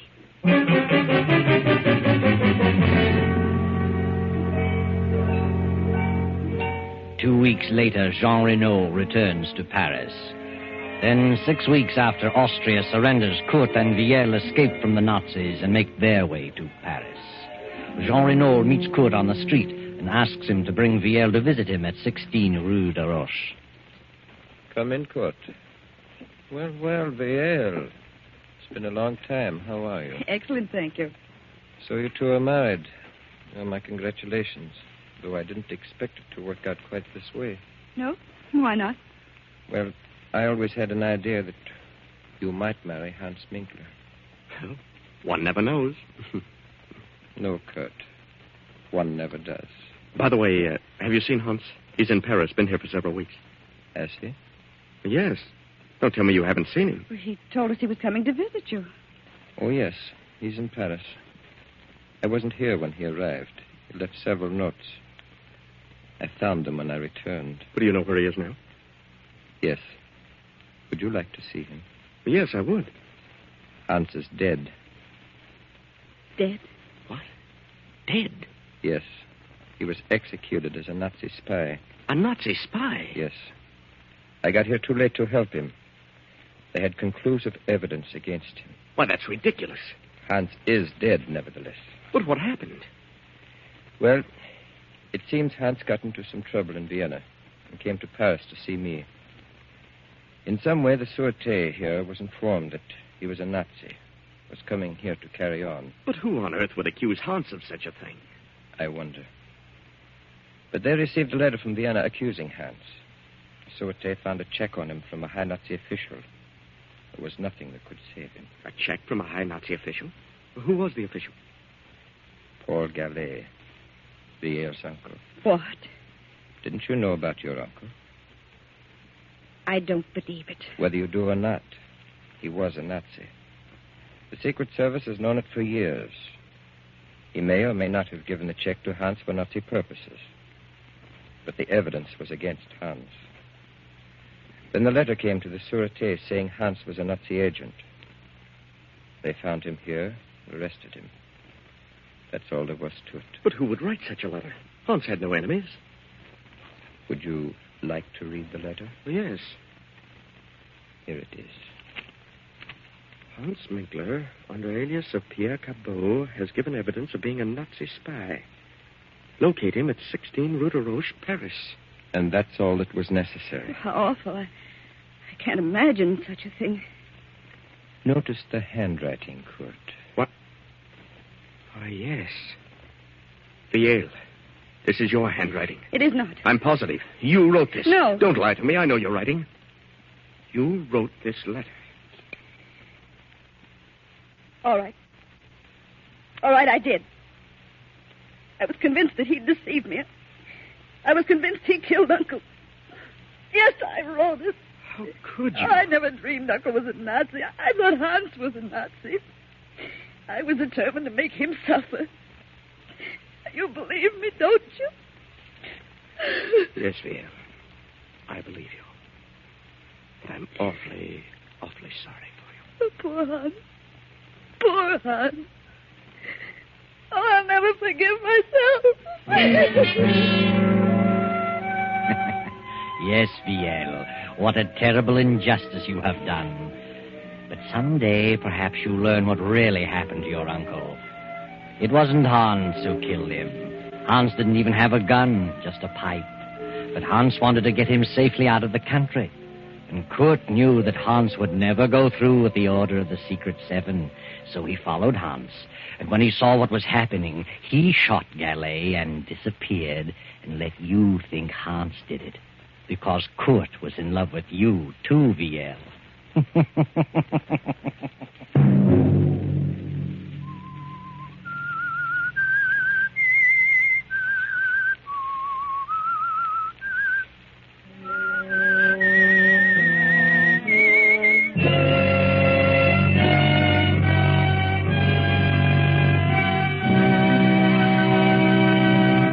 CBS has presented The Whistler.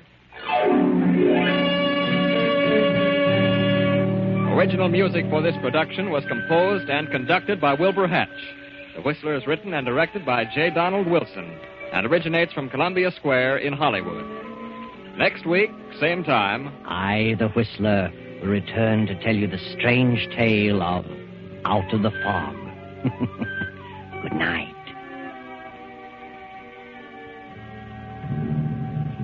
This is the Columbia Broadcasting System.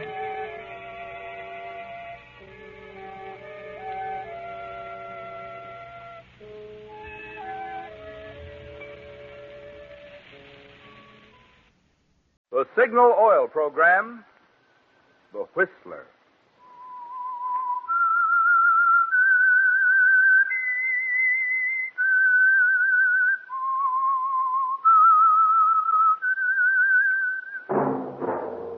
That whistle is your signal for the Signal Oil Program, The Whistler.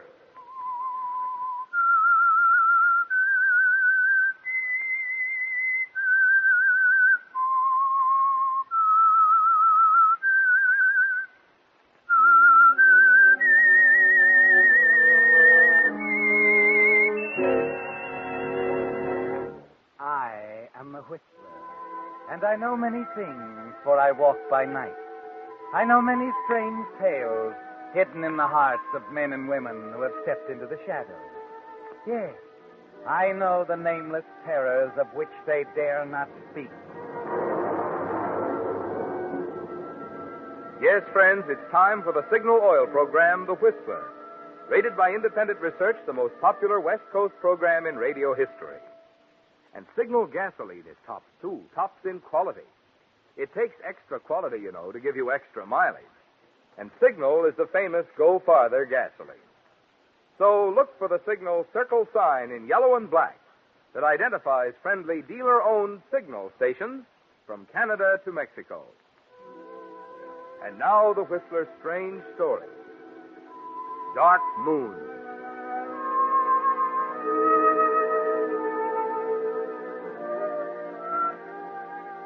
It was a miracle, the kind of miracle peculiar to a piece of Southern California acreage, where only a few years ago, a handful of men in puttees and riding breeches put their caps on backwards, grabbed their megaphones firmly, and set their cameras to grinding out an industry. Yes, it was the kind of a miracle that happens to someone almost every day in Hollywood. Russell Benton told himself all this as he walked into the oak-paneled office of Matthew Ellsworth, movie producer, cast an eye on the artificially young secretary behind the artificially old desk, and introduced himself. I have an appointment with Mr. Ellsworth. I'm Russell Benton. Oh, yes, Mr. Benton. Mr. Ellsworth is expecting you. This way, Mr. Benton. Don't bother. I know the way. Oh, thank you. Am I on time, Matt? You're early. Sit down. Yeah, this is one appointment I didn't want to miss. Nervous? Yeah, a little. Relax. It's not going to hurt a bit. You know, I've got a lot of confidence in you, Russ. I hope you're right. Funny, isn't it? Only a week ago, you were just another name. A face that dropped in once a week at the casting offices around town. Now I've got every movie columnist in the country on my back trying to get you a life story. A little premature, isn't it? I don't know. I think this screen test will be everything I want it to be. I hope so. And if you make it, Russ, you'll be right at the top. It's a smash vehicle, this one we're testing you for. I think you're right for it. It needs a leading man with a touch of character. And in my opinion, you can't miss. Dark Moon. 3 years on Broadway and still going. We spent $500,000 for the picture rights of Dark Moon, you know. Tell me, Matt, there was another guy. John Bradford? Yeah. He's up for the part, too, isn't he? He made a great test, but I think you'll top him.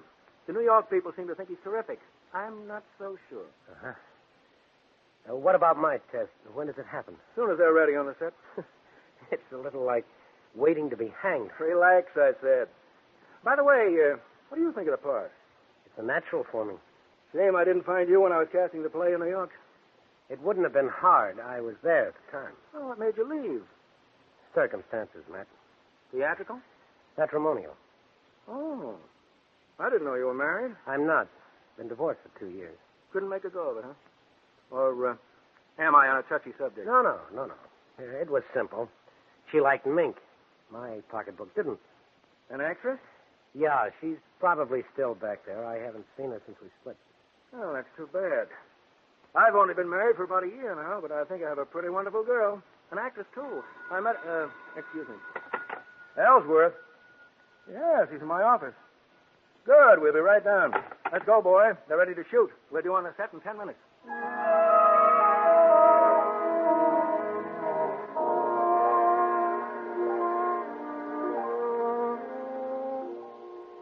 And in 10 minutes, the miracle begins to happen, Russ. As soon as you face the camera, the second Matt gives you the cue to begin, you forget about everything except the scene you're doing. Forget about Cassie and the marriage that fails. Forget the struggle, the futile hopes, and even the miracle that placed this opportunity in your lap. As you get into the scene, all you know is that you're giving the greatest performance of your life. And when the cameras finally stop grinding, you can tell from the look on Matt's face that you made it. That the name of Russell Benton is as good as on 1,000 theater marquees over the magic title, Dark Moon. Cut. Take him, boys. All right, Frederick. How was I, Matt? What do you think? Terrific. As far as I'm concerned, it's settled. Who else is there? A handful of New York backers. I'm flying back there tonight with the Prince. Call you as soon as it's definite.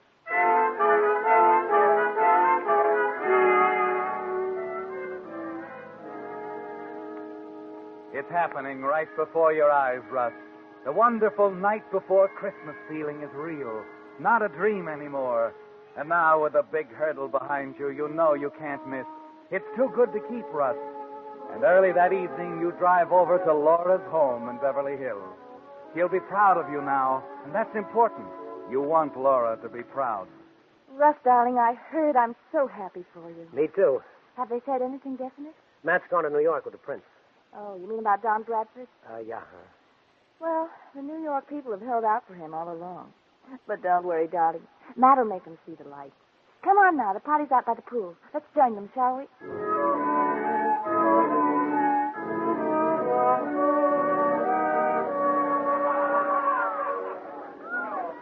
Wait a minute, Laura. I thought you said a small party. Come on, they won't bite. I'll introduce you to some of the nicer ones. Well, if you... Say, isn't that Frances Connors, the columnist? Uh-huh. Queen Frances herself. I want you to meet her. How do you do it, Laura? You'd be surprised. Now, be nice to her, darling. She can make or break any actor in Hollywood. Do I kneel down and kiss her hand? No. Just give her a captivating smile, A26, darling. The impressive one. Frances! Excuse me. Yes? Oh, Laura. Frances, I'd like you to meet Russell Benson. Frances Connors, Russ. Aha! Mr. Lucky himself. How do you do, Russ?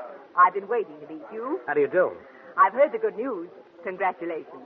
It's a great story and a great part, darling. I'm all for you. Thanks. Don't let it spoil you, Russ. Go on, Francis. I love it. Well, let's have the story. What did you do up to now, Russ? Oh, the usual. Stock. Several years of theater work in New York. That's about all. Ever been married? Divorced? Kidnapped? Shot at? Married and divorced, yes. Russ, you never told me. You never asked, Angel. Why should I... Mr. Benson, excuse me, please. Yes. You're wanted on the phone, so said it was important. Oh, you'll excuse me? Of course, darling. I'll think up some questions while you're gone. Be right back.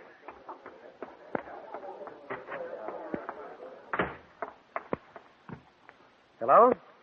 Hello, Russ. This is Kathy. Kathy? Oh, don't sound so happy, darling. Where are you? In front of my fireplace in Hollywood. But I thought you were in New York. How did you know I... What made you call here? It wasn't too hard to find you, dear. What do you want? I just want to talk to you, if it isn't asking too much. Well, you better forget it. I told you once I was through, and I meant it. You're being very foolish, you know. This is business. Business? Your part in Dark Moon. Maybe I didn't make myself clear. I don't want to talk to you about that or anything else. I think you will, Russ. It's so nice. You're a success now. Matt Ellsworth seems to think so. Does he? Anything odd about that? No, I just wonder sometimes whether Mr. Ellsworth knows you as well as I do. Perhaps I ought to have a talk with him. What makes you think you could talk to Ellsworth? Well, that shouldn't be hard, darling. You see, I'm his wife.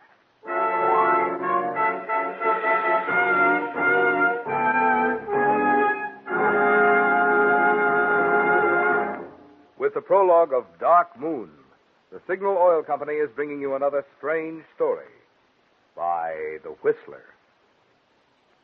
But now let's tune in on another strange story. Listen.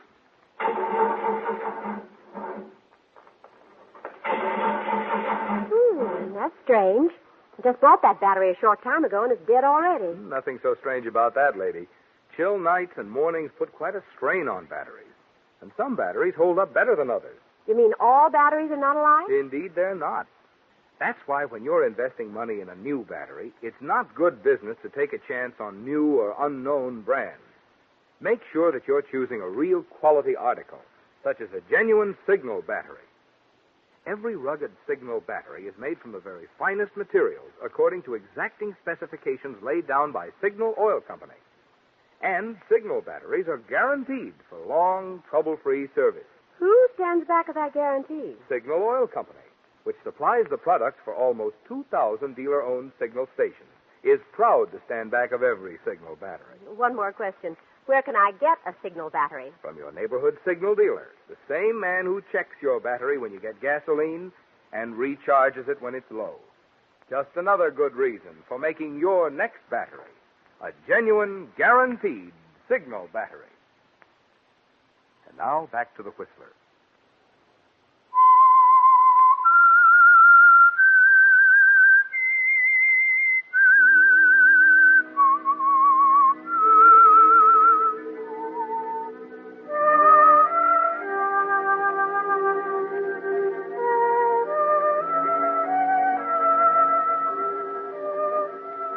Yes, Russ. Kathy is Matt Ellsworth's wife. You stand dumbly at the telephone, her words still reverberating in your ears. Putting it together now.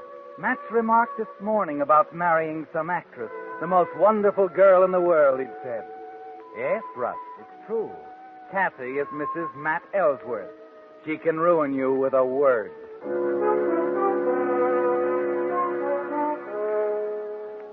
You make a hurried excuse to Laura, hasten down to your car, drive to the number Kathy gave you high in the hills overlooking Hollywood.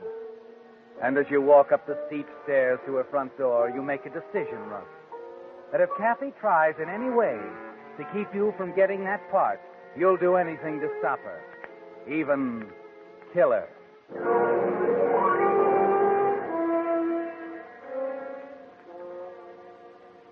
Sit down, darling. Thanks. Nice of you to come. I thought you'd change your mind. I simply wanted to find out what was on yours. Well, aren't you even going to say you're happy to see me? I'm not a hypocrite, Kathy. Just as sweet as ever, aren't you? Suppose you get to the point.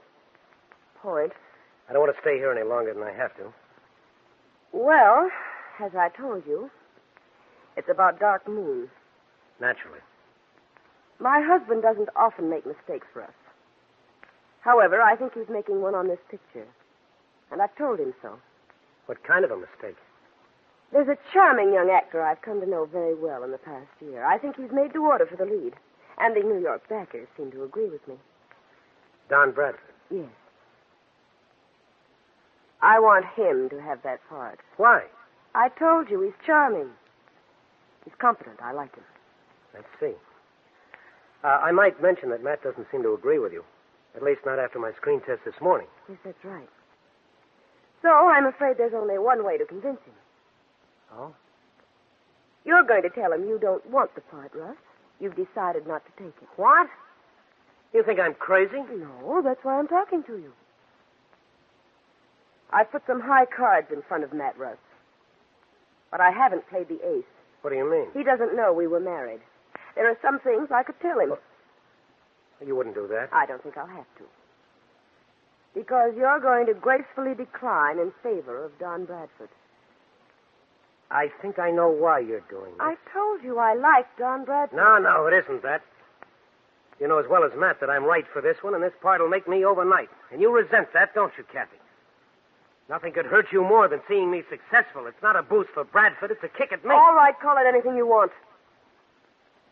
But Matt gets back from New York tomorrow night at 9:30. I'll give you until 9 to make up your mind. Where can I get in touch with you? Right here. I'll be waiting. You won't disappoint me. Now, will you, darling? No, Kathy. I won't disappoint you.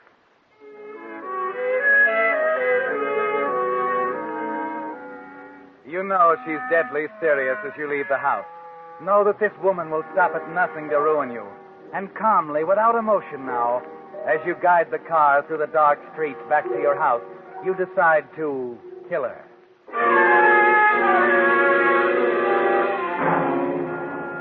It will involve a risk, a terrible risk. But you're ready to take any kind of a chance now, with destruction 24 hours away. Yes, all you can do now is improvise. Prepare in advance for the questions that are bound to come. The next morning, you call Laura. Hello? Hello, Laura. This is Russ. I wonder if you could give me a hand. Well, why not? Anything planned for tonight? Free as a bird. Good. This may sound a little premature, Angel, but I thought I'd drum up a little thing at my place, you know, for 10 or 20 or so. A celebration. Oh, sounds like fun. I'll be busy all day, though. I have to get a few things for the party. I might not get there until around 9. Could you be a pal, sort of get things started for me? Well, what time? 8:30 or so. I'll leave the place open, have everything ready for you. Suppose you could round up enough people to make it interesting? Free party, darling. They'll be standing in line at the door. Then I can count on you. Of course, dear. You won't be long, though. No, Laura. I won't be long.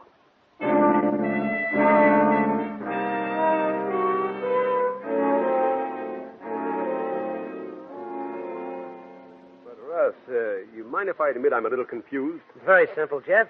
Is it? You're not the biggest agent in the world, you know. You were saying the other day you'd give anything to handle me. After all, 10% of my salary after this picture is shot. And... I know, Russ. I just don't understand why you'll sign up with me now after you turn me down. I can trust you, Jeff. That's why. I want you to do a favor for me. Oh. I'm having a little party tonight. I can't get there until after 9, and I want to tell him I was tied up with my agent, say from 8:30 till 9 o'clock. You want me to say... Yeah, uh-huh. Look, Russ, That's all you know. That's all you have to say no matter what comes up. And tomorrow, I give you a 7-year contract as my manager. Now, what about it? What can I lose? It's a deal.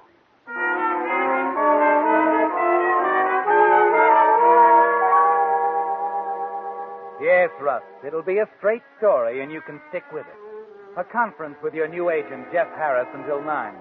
A room full of witnesses ready to testify. You arrived at the party a few minutes afterwards with your arms full of groceries. That it's simply impossible that only a few minutes before you made the fatal visit to Kathy Ellsworth's house high on the hill. Yes, it's foolproof, isn't it? At 5 minutes to 9, you step out of your car, walk up the steep stone steps to Kathy's door, and press the bell.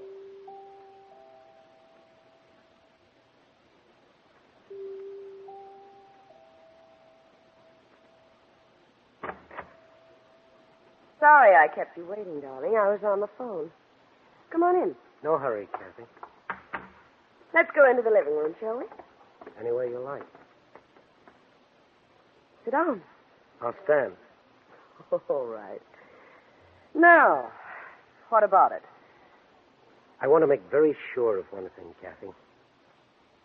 You are going through with this? Well, of course I am. Matt will be here in half an hour, Russ. There's no way I can change your mind? I told you the way. Too bad, Kathy. Too bad. Bust now.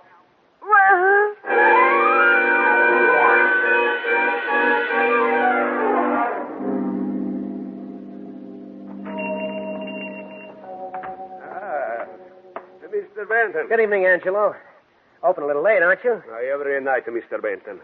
Take my advice, my friend. Never go into the delicatessen store business. Work all the day. Work all the night, too. I thought you closed at 9. It's 10 after, isn't it? 10 o'clock we close. Oh, well, that's a break for me. I got a bunch of hungry friends on my hands tonight. What do you suggest? Oh, maybe some salami, Swiss cheese, beer. Great. A pound of each of those. Some kosher dills if you have any. A couple of loaves of rye bread. Hey, take it easy. And some champagne, Angelo. Champagne? Yeah, half a case. After all, Angelo, this is a celebration.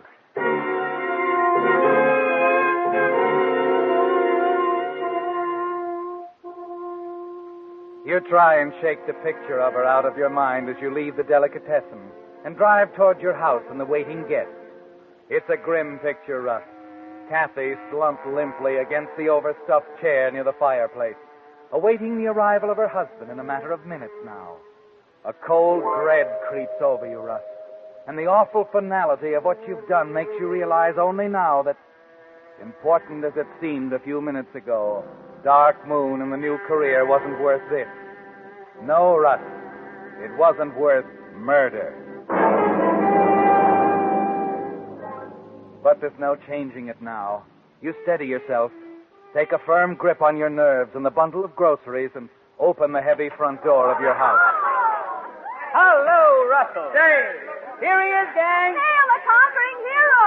Look, reinforcements. Oh, manna from heaven. Oh, what is it? I'm starved. Hey, take it easy. That's my boy. Give me a hand, will you, Dave? Oh, what is it? Champagne. Will I give you a hand? Here, let Uncle Dave Oh, take care be of it. gentle, old man. I don't want to christen the floor. Always get this way when I hear that magic word. Where's Laura? Out there in the wilderness somewhere. Laura! Here you are, Dave. Take care of the champagne, will you? You bet I will. Laura, Oh, Russ. you did a great job on the party. Thanks. When you're a great man, I'll be your secretary. Did you take care of everything, darling? Huh? Your business. The thing that tied you up. Oh. Oh, yes. Everything is fine. Did Matt call yet? No, not yet. When did he get in? He ought to be in now. Nervous? Yeah, a little. I don't blame you. Well, he'll be over in an hour or so. It was nice of Frances Connors to accept tonight. Is she here yet? No. Let's see, there was something Oh, yes, I knew there was something I had to tell you. Yeah. Russ, telephone. Okay, I'll take it in the den. Excuse me a minute, Laura. Yes. Yeah? Russ, Yes? this is Matt. I'm calling from the airport. What do they say, Matt? Brother, did I have a fight on my hands. We went round and round for 6 straight hours, with me talking Russ Benton while they talked Don Bradford. How'd they like my test? Great. They thought you did a great job.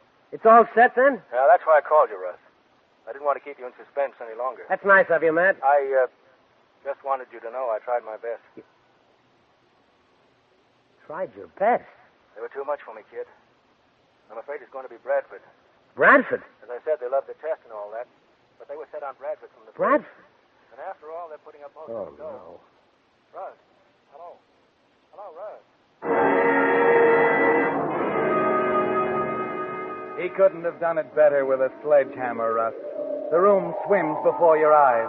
There's a buzzing in your ears, wiping out the sounds of the party in the next room. And you realize Matt's voice is still coming out of the receiver on the table. You pick it up, lay it in the cradle. Hello, Russ. Hello. You've committed a murder, Russ. You've killed Cassie. And for what? You stumble up to your room where you can be alone and sit smoking cigarette after cigarette while the party downstairs goes on without you. You can almost see Matt on his way now, on his way to find Cassie. You picture his car cutting through the night, winding along the tree-lined streets high over Hollywood. You can hear his steps as he walks up the brick path to the door, the key in the lock. You can see him as he walks into the living room, calling for her, puzzled. And you can see the sudden stroke of terror in his eyes as he finds the answer. You don't know how much later it is that the sound of your own doorbell downstairs snaps you out of it. And as you hurry back down, Dave is letting 2 men in. One of them is Matt. The other, a grim-faced man in a gray suit, is unquestionably a police officer. Well, Matt, welcome home. Hello, Dave. Hello, Matt. Russ, can I see you a minute? Sure. Let's go in here. You made it here in a hurry. Come straight from the airport? No, I didn't. I thought you were sore the way you hung up on me. Hung up on you? Yeah, right after you gave me the jolt about Bradford. And it was a jolt, too, you know. That's no reason to hang up on a guy. I guess we were disconnected. Oh, I'm sorry. This is Inspector Hardin, Russ. Homicide detail. Homicide? That's right. I'd like to ask you a few questions, if you don't mind. Of course. But I don't understand. I'd like to know where you were tonight, Mr. Benton. Why? Is something wrong? It's my wife, Russ. Kathy was murdered tonight. Murdered? Why are you asking me? You didn't answer my question, Mr. Benton. Where were you all evening? Here? Why, practically. Practically? Yeah, I was tied up with Jeff Harris, my agent, until pretty late. You can check on that. Then I stopped on my way here and bought some things for the party. Look, why are you asking me? We had to ask a few questions, Russ. My wife had written the name Russell on a memo pad. After it, 9 o'clock. Good Lord, Matt, I don't even know your wife. Until this moment, I didn't even know her name. What about it, Mr. Ellsworth? I'm surer now than I was before. What are you talking about, Matt? How could I? I had to do it, Russ. The inspector insisted we talk to you as a matter of routine, even though I knew it was ridiculous. It wasn't Russ here, Inspector. I think I can vouch for that. Okay. Sorry we bothered you, Mr. Benton. Matt, you don't know how this makes me feel. I know, Russ. Thanks. Come on, Hardin. We'd better get down to headquarters.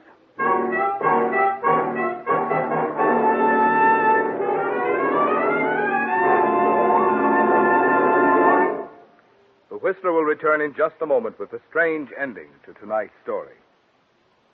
Meantime, see if you can pick the winner in this discussion.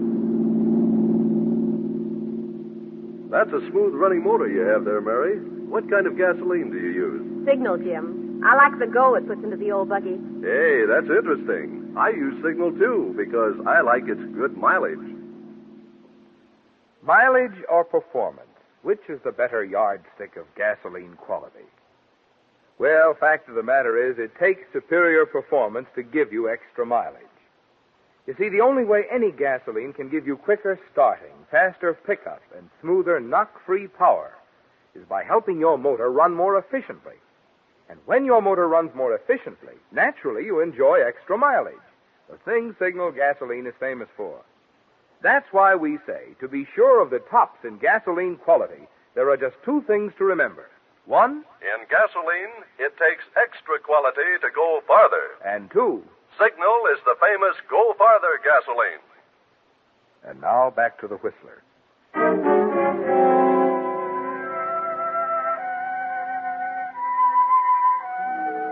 Well, Russ, you've brought it off. Somehow, somewhere, you found the strength to face Matt and the inspector. And as you guide them back to the front door, you know the worst is over. That in spite of that damning piece of paper with your name on it, there's still no reason for them to suspect you. Still no known connection between you and Kathy. Still no discovered motive.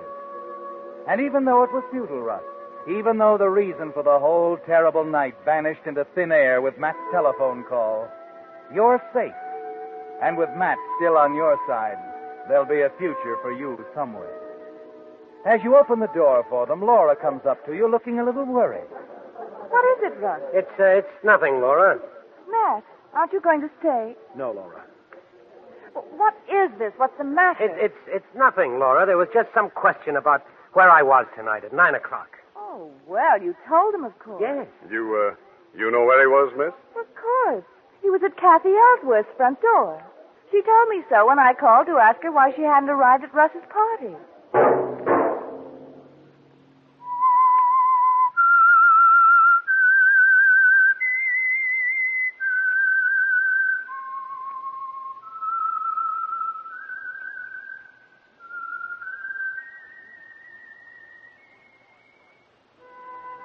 Let that whistle be your signal for the Signal Oil program, The Whistler, each Wednesday night at this same time, brought to you by the Signal Oil Company, marketers of Signal gasoline and motor oil and fine quality automotive accessories. Signal has asked me to remind you, to get the most driving pleasure, drive at sensible speeds, be courteous, and obey traffic regulations. It may save a life, possibly your own.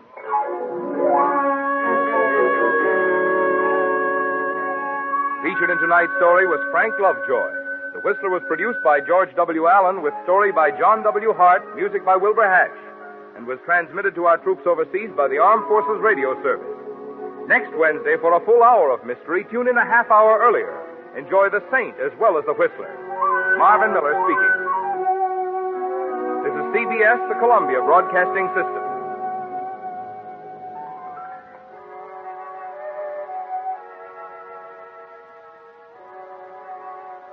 And now, stay tuned for the program that has rated tops in popularity for a longer period of time than any other West Coast program in radio history. The Signal Oil program, The Whistler.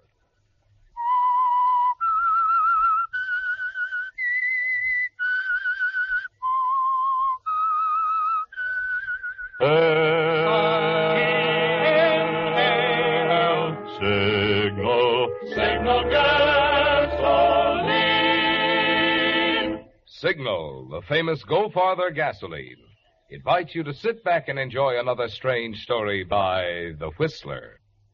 For extra driving pleasure, the signal to look for is the yellow and black circle sign that identifies Signal service stations from Canada to Mexico. And for Sunday evening listening pleasure, the signal to listen for is this whistle that identifies the Signal Oil program, The Whistler.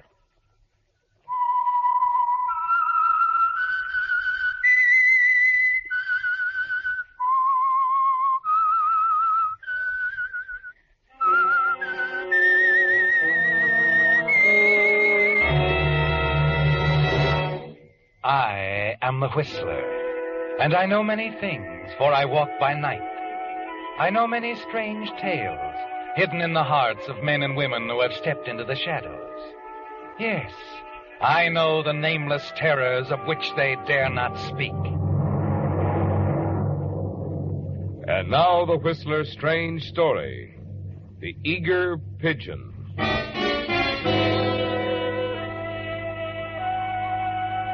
It was neither the best side of town nor the best cocktail bar. But Danny Thorpe's pocketbook wasn't in a very choosy mood or condition. Danny's clothes suggested better things. And, as on other occasions, he was counting on them to make things pick up. That was when he first saw her, or rather her reflection in the big mirror across the back of the bar. She was sitting alone, looking thoughtful and beautiful. She also looked out of place in these surroundings. Danny was curious and never wanted to stand on ceremony. He picked up his drink and went over. Excuse me. This seat taken? What? Oh. There seems to be plenty of room at the bar. Oh, sure. But why trade reflections when the real thing's only a few feet away, Well, we can confine the conversation to the weather. Warm night, isn't it? Yes. Yes, it is. Might even rain. It might. But that's not what you're worried about. Worried? Oh, it shows. Does it? Really? Well, it's my brother. Do you come in here often? Yeah, I come in here often. Maybe you've seen my brother. He drinks too much. That's bad. Very bad. He was wearing a check coat, tall, wavy hair. The coat? My brother. Well, that's something. What's that? First time I've laughed in a week. Well, things are bad all over. I wonder if... No, I guess not. Try me. No. You certainly aren't in need of money. A man who dresses... Now, easy, lady. Don't mention that stuff and then run away. Money, you said? Yes. Oh, I'm always interested. Your brother really isn't it, is it? No. It's nothing very much. I just need help, that's all. There's $50 for the right party. Have Tux will travel. Outline the job, sweetheart. Are you serious? If you are. All right. But first I'll have to make a phone call. Excuse me a moment.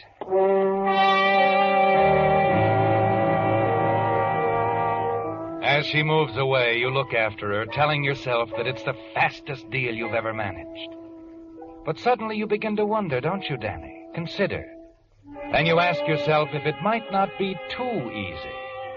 A moment later, you slip out from the booth you're sitting in, make your way quietly to a booth further back, and just outside the little hallway where she went to make a phone call. You sit down, lean back, and find that you can even hear the sound of the dialing.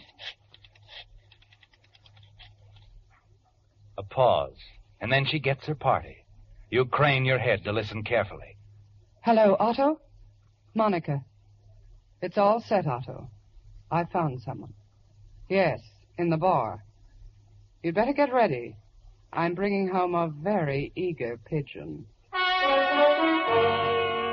You get up quickly, walk back to where she left, and sit down to wait. The picture has changed fast, hasn't it, Danny? And you had good reason to wonder about this girl. To use her words, she's bringing home an eager pigeon. You deliberate for a moment, almost decide to walk out, but you don't. You never do. Instead, you finish your drink, sit back and wait, but not for long, Danny. Sorry to keep you waiting.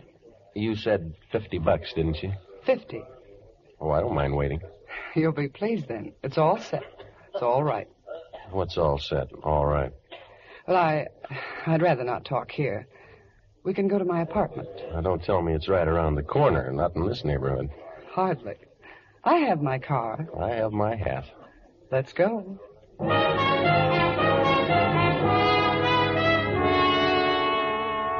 You walk out with her, help her into a convertible car that matches the clothes.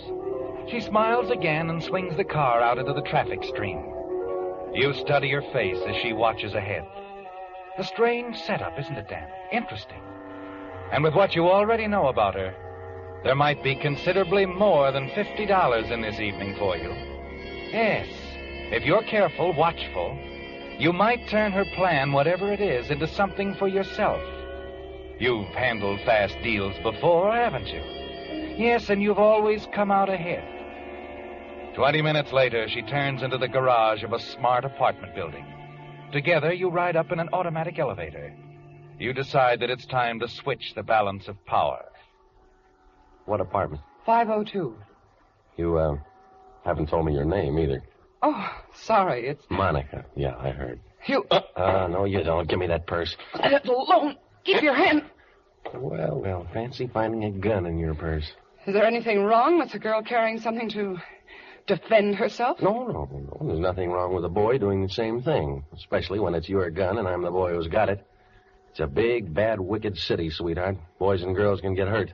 I don't know what you're talking about. Here we are, 5th floor. After you, Monica. I'm interested in what you got in apartment 502. Very interested.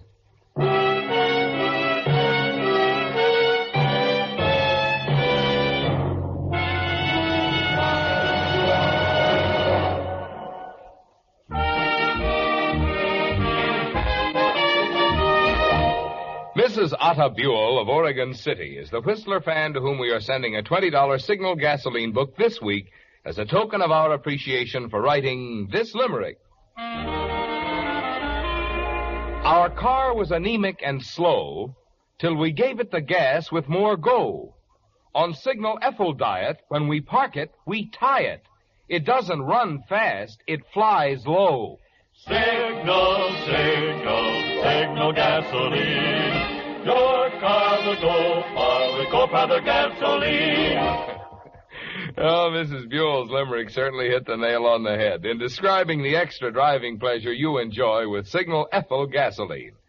And speaking of pleasure, if you'd like the fun of having a limerick of yours read on the Whistler, the address to which to send it is Signal Oil Company, Los Angeles, California. You'll receive a $20 Signal gasoline book if your limerick is read on the Whistler. And all limericks become the property of Signal Oil Company. Selection is made by our advertising representatives on the basis of humor, suitability, and originality. So, of course, your limerick must be your own composition.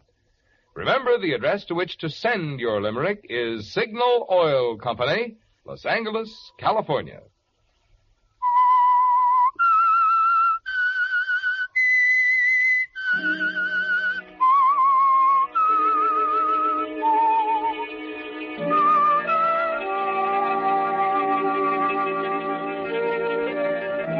Well, Danny, you've walked into something, haven't you?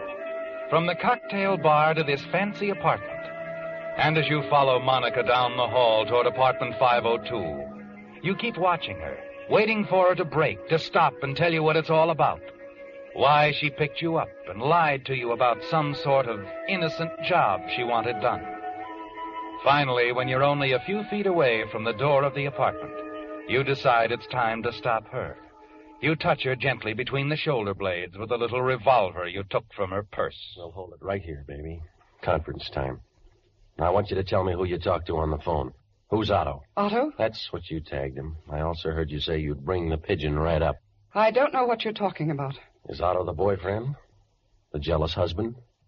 What is this, a shakedown? No, nothing like that. Don't let the clothes fool you.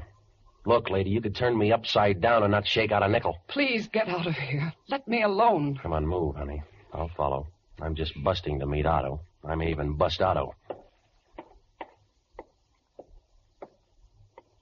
All right, open up. But... Go on, inside, and then call him. No warning, understand?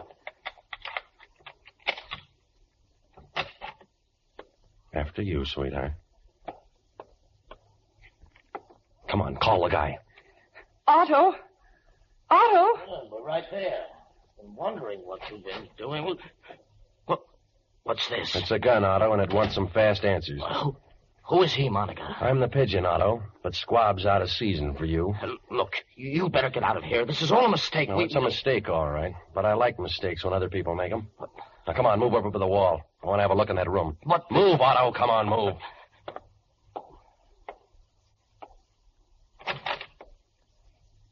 Well, how do you like that? No body. Body? Oh, yeah. This is a real switch. Figured to be a body in there. Okay, you'll have to brief me. What's it all about? All right, so I got all evening. I'll wait.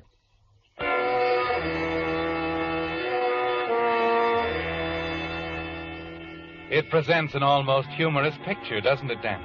The two of them standing there. Otto's eyes blinking, Monica's snapping angrily. And then you notice something else. Otto. He's looking at his watch. Otto is nervous. For some reason, which you're certain he's about to tell you, Otto doesn't want to wait much longer. All right, he might as well know, Monica. That's better. I'll fix myself a drink, fat boy. You just talk, huh? We're expecting someone. Well, that's fine. We can play canasta. I'll tell him, Otto. A woman wants something from us. Some letters. She's going to pay... I know it. That green stuff, huh? Where was the Pigeon supposed to figure? Oh, I shouldn't have called you that. You really weren't going to have to do much. Oh, tell him, Monica. Tell him. He seems like a nice guy. He might still help us.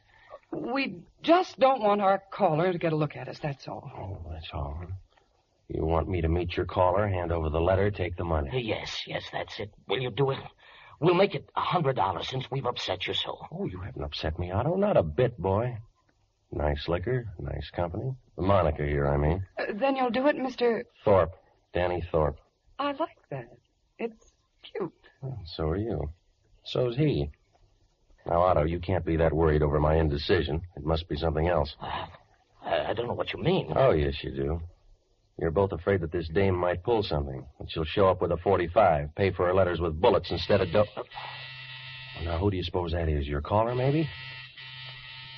Well, answer it, Otto. Don't be nervous. No, please. You don't think I'm going? Or this lovely little girl who worked so hard getting me up here? Monica, please tell him to forget it. I said answer it. Now go on, move. No, please. Out of the way, Monica, out of sight. Go on, fat boy. Look, Danny, why... I said open the door.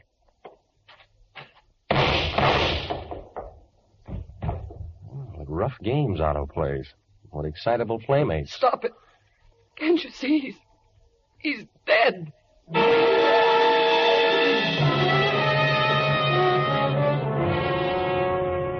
Yes, Otto is dead. You can see that at a glance, can't you, Danny? Quickly, you step over him. Look down the hall. It's deserted. Whoever shot Otto made a clean getaway. Then you turn, drag the dead man into the room, and close the door.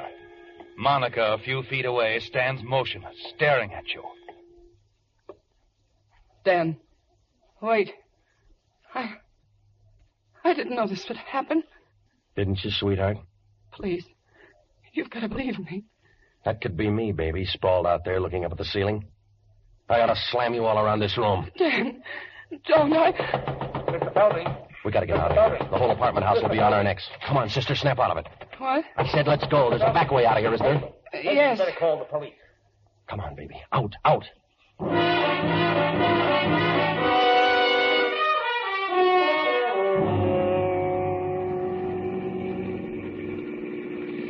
You're very quiet, sweetheart. Otto's still on your mind? I'm not in the mood for conversation, sorry. Okay. Where can I drop you off? Oh, the night's young. Look, I'm not going to drive you around all night. Oh, relax. Don't let this thing get you. It's just that I'm old-fashioned. I always get nervous when I'm mixed up in a murder. Anybody know you were with Otto tonight? No.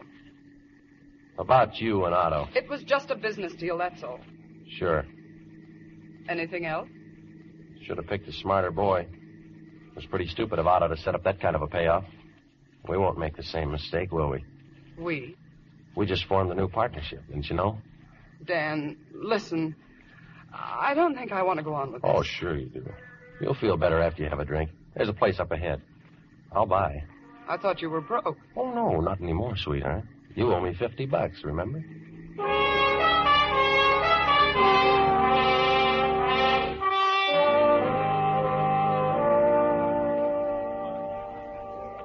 You in the mood for conversation now, Monica? Yes.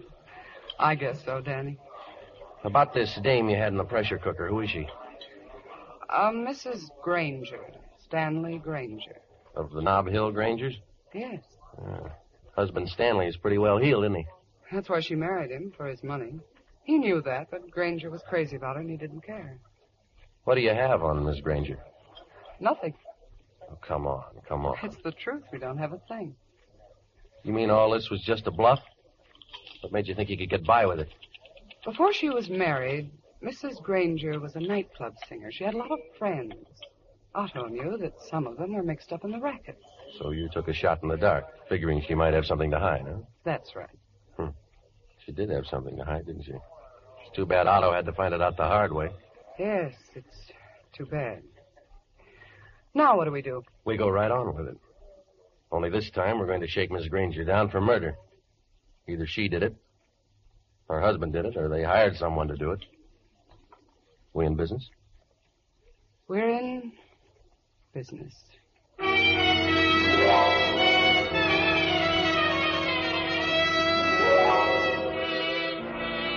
It's almost 2 in the morning when Monica drops you off at a fashionable hotel downtown with a promise to call you later in the morning.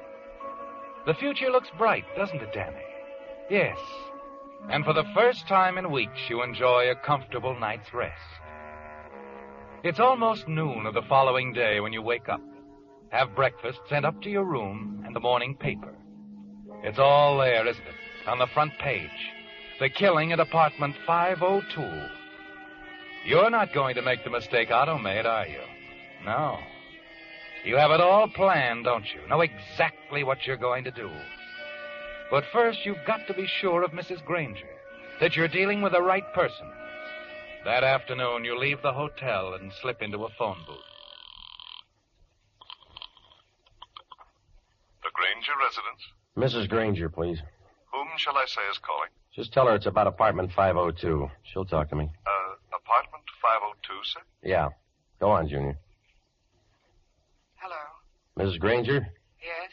Listen careful, sweetheart. I have some information to sell. It's about Otto Fielding and why he was knocked off. You can buy it for $10,000 or I'll hand it over to the DA for free. You follow me? Yes. Oh, that's fine. I'll be out at the Blue Pelican bar tonight. It's usually pretty crowded, so don't get any ideas. Be there at 9 o'clock. Have the dough in a white envelope. And carry it in your right hand.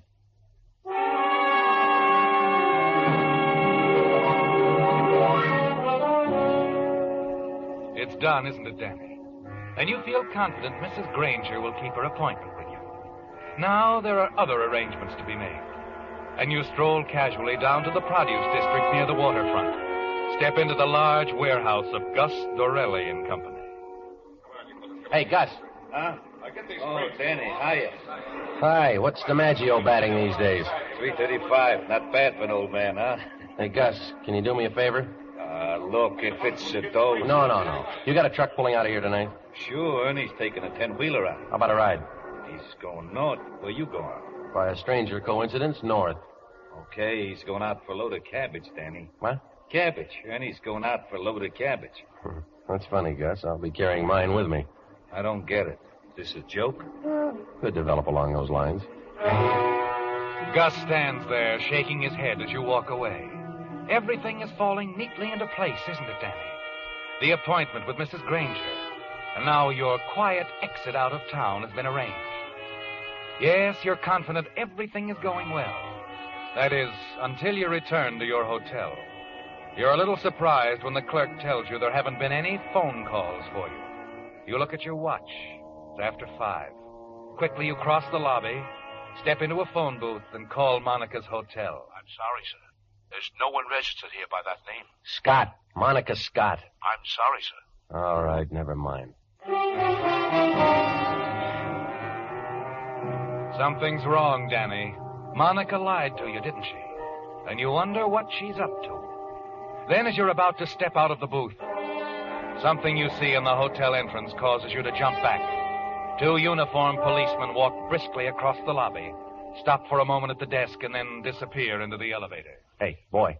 Yes, sir? What's all the law for, do you know? Oh, that. Yeah, the guy in 801 had too much to drink. The house stick couldn't handle him. Oh. Now he's going to have to tell it to the cops. Drinking can become a horrible thing, son. Let that be a lesson to you. Yeah. Huh? You breathe a sigh of relief and smile as you step out into the street. You dismiss the incident and turn your thoughts back to Monica. You're puzzled why she lied to you. And then as you're about to cross the street, a car slides in along the curb. Hello, Dan. Well, I was beginning to think a lot of nasty things about you. Get in. Yeah. I called your hotel. They never heard of you. No, of course not. I have an apartment on Jackson Street. It's just a little hideaway. My very own. Oh, that's fine. Dan, I'm sorry. It's just that last night, well, I wasn't sure I wanted to go on with this. Now you are? Yes.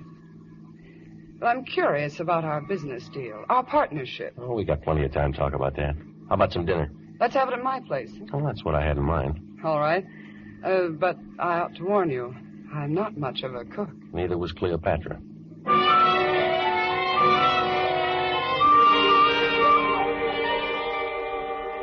Well, here you are, Monica. We're out of soda. Plain water okay? Fine, just fine, Danny. Sit down. Yeah. You know, it's pretty good stuff. Nothing's too good for little Monica. And from now on, it'll be champagne. Sure. I hate to bring up business again, Danny. What's on your mind? What? I said, what's on your mind?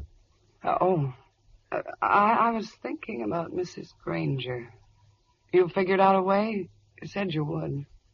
No, not yet, baby. You haven't? It takes time. I want to case this setup pretty well before I make a move. I'm beginning to understand you, Danny. That's good. You know something? I'm getting awfully sleepy. Have a hard day at the Mangle? Maybe I need something to eat. Come on, help me fix dinner. Oh, look, let's hold it off for a while yet, huh? I have to run out to meet a guy. I'm late now. Oh, Danny. Oh, I'll be back, sweetheart. This is very important. Well, you hurry. Sure. You'll stay right here and wait for Danny, huh? I won't budge an inch.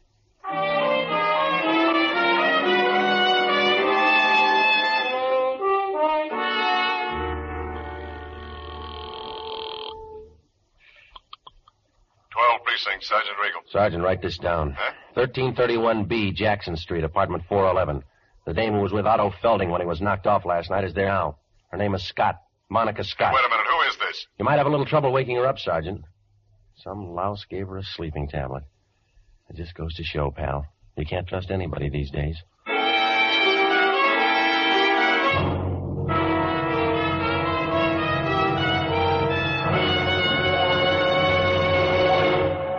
Next weekend, when you start off on your Labor Day trip, wouldn't it add a lot to your peace of mind to know that no matter how high the thermometer may soar, the expensive parts inside your engine are safe, protected by an oil that stands up under heat?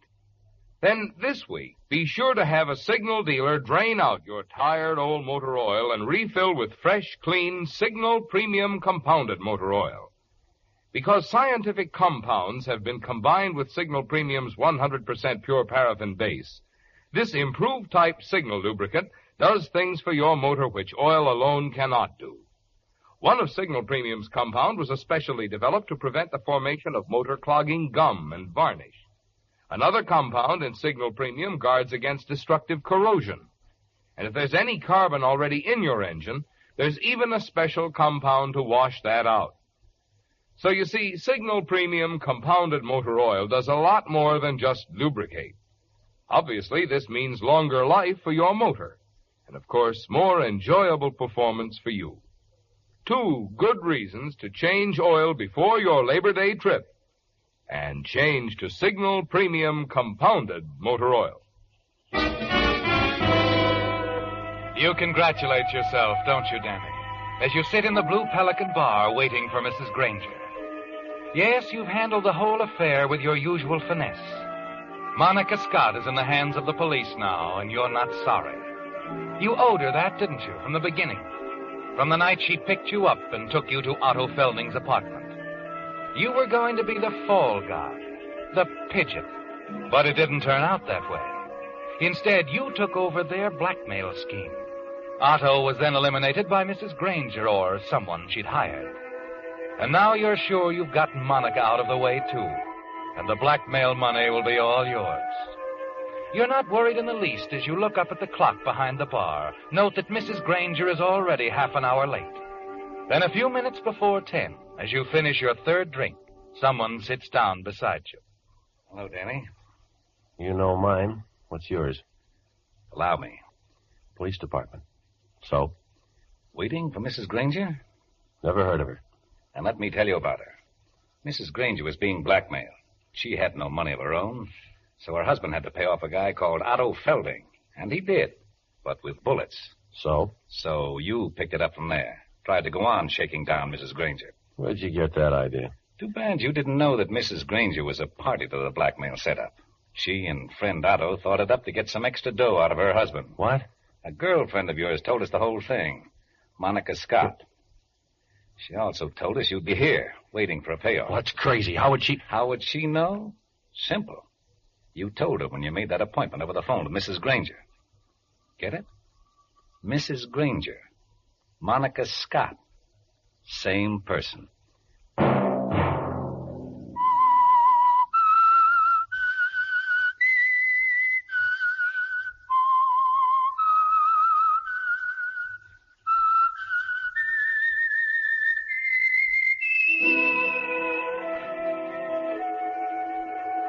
Let that whistle be your signal for the Signal Oil program, The Whistler, each Sunday night at the same time. Brought to you by the Signal Oil Company, marketers of Signal gasoline and motor oil, and fine quality automotive accessories. Because next weekend is Labor Day weekend, Signal has asked me to remind you. On America's last 3-day weekend, the 4th of July, 296 people were killed in traffic accidents.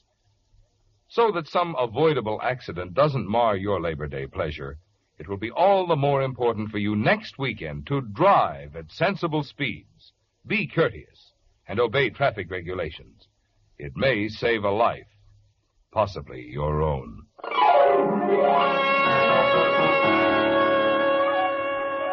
Featured in tonight's story were Jack Webb and Kay Brinker. The Whistler was produced by George W. Allen, directed by Sterling Tracy, with story by Joel Malone and Adrian John Doe. Music by Wilbur Hatch, and was transmitted to our troops overseas by the Armed Forces Radio Service.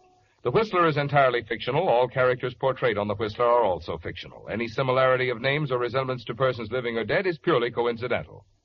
Remember, at this same time next Sunday, another strange tale by The Whistler.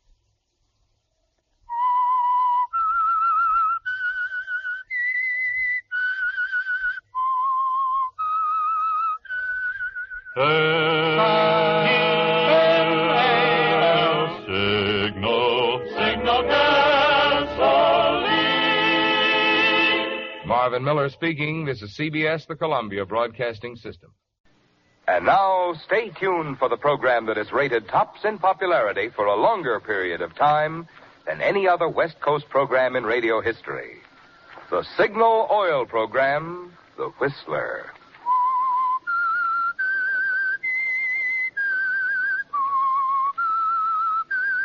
S-I-G-N-A-L,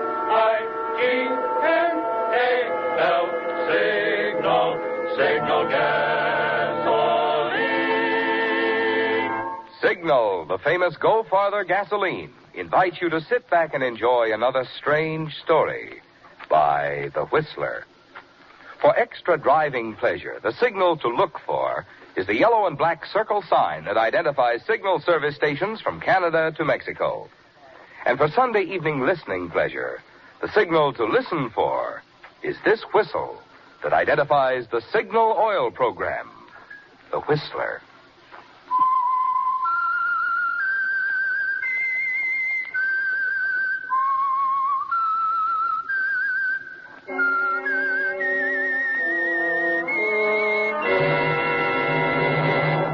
I am the Whistler, and I know many things, for I walked by night.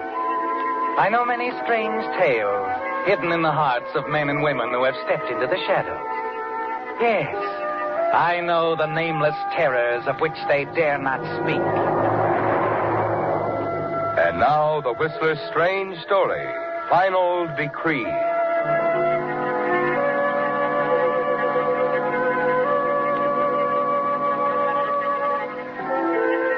As the two hunters made their way along the base of the canyon, neither was aware of the figure standing well hidden in the trees on the ridge above them. When Gordon Weller reached the small creek, he turned, looked back at his friend Dr. Perryman puffing up the path behind him. Gordon grinned and picked his way across the creek and started up the mountain. As he circled a huge boulder and came into a clearing, at the sound, Dr. Perryman stopped suddenly. An expression of horror crossed his face as he saw Gordon Weller stretched out on the path before him. Gordon! Gordon! Are you hurt? No, I guess I'm all right, Doc. Great Scott, you gave me quite a jolt. Here, let me give you a hand. Thanks. Thanks. I heard the shot. Saw you fall. I just stumbled, that's all. Lucky thing I did. What? Look at that tree there. That branch. Still swaying. A bullet must have nicked it. Good Lord. Shot came from somewhere up along that ridge. Crazy fool. I tell you, Gordon, some of these idiots who go hunting, I've a good mind to chase up there after whoever did this. No, never mind, Doc. Well, I just like to go up there and give him a piece of my mind, by George. Say, you don't suppose it could be anyone in our party, do you? No, I don't think so. They're on the other side of the mountain. That shot could have killed you, Gordon, if you hadn't stumbled when you did. Sure. Come along, let's go back to the lodge. But doggone, I'd like to go. Get excited. It was just an accident.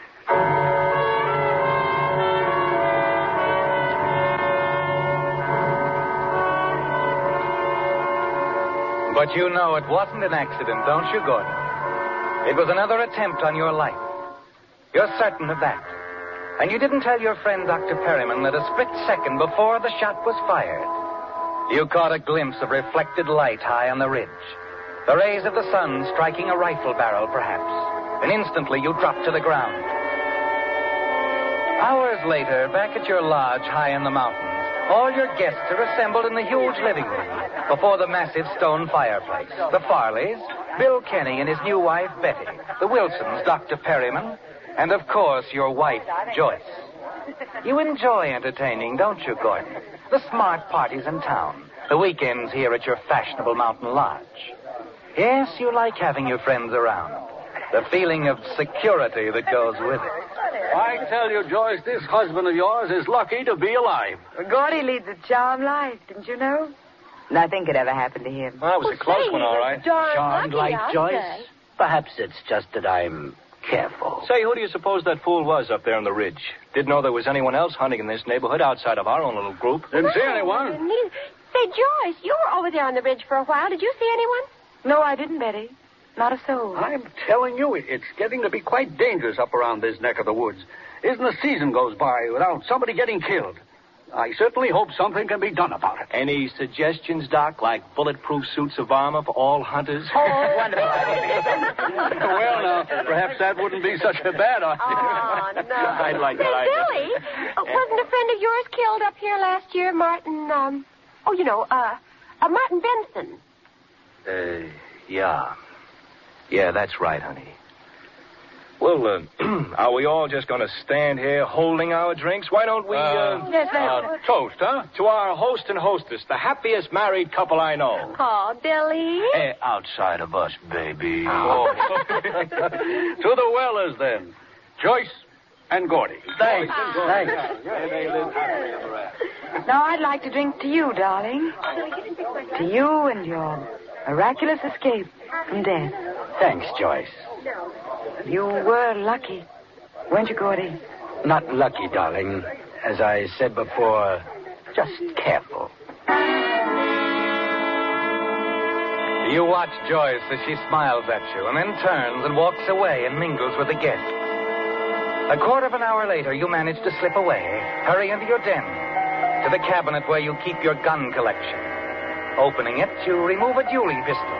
It takes only a few minutes for what you have to do. Then you step out on the terrace and stroll casually along the flagstone walk, puffing quietly on a cigarette. Then voices from the garden reach you. How did I know? Sure, baby, sure. So you didn't know. But look, we don't mention the name Martin Benson around here. Okay, I'm sorry. It's just that Martin was Gordy's best friend. They were pretty close, and Martin's death sort of knocked Gordy for a loop, that's all. Okay, but from what I heard. And what have you heard? Well, Martin Benson wasn't such a good friend after all. What do you mean? Well, wasn't there some talk about Martin playing around with Joyce? And Gordy never knew about it. That's enough, baby. Well, that's what I heard, Billy. Okay, forget it, huh? So Gordy never found out, and it's just as well. Let's drop it. Okay.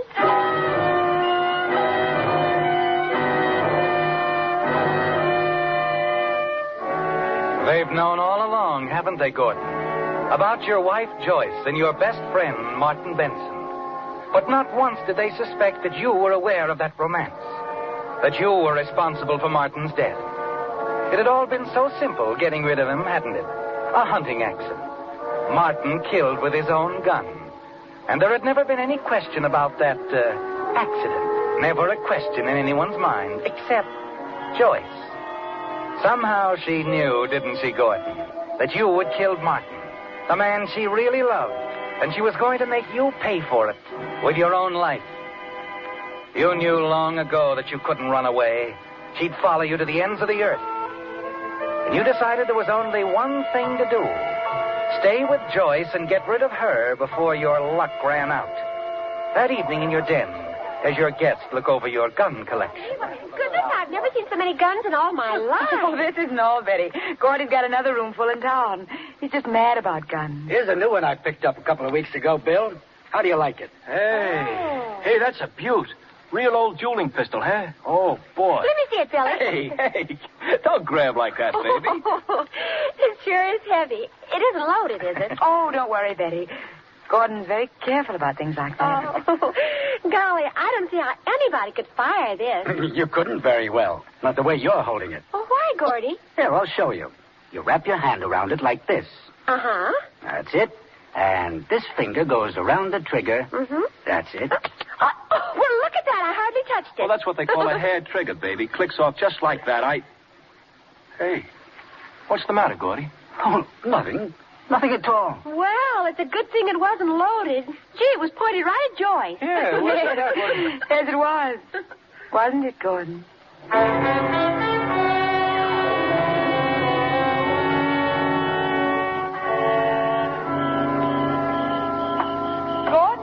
Huh? Oh, Joyce. Darling, you're neglecting our guests. What are you doing out here on the terrace? Oh, I just wanted a breath of air. We've all decided to run down to the village for a while. Want to come along? No, thanks. I think I'll stay here if you don't mind. All right. We won't be long, darling. Don't get lonesome. Oh, by the way, Gordon. Yes?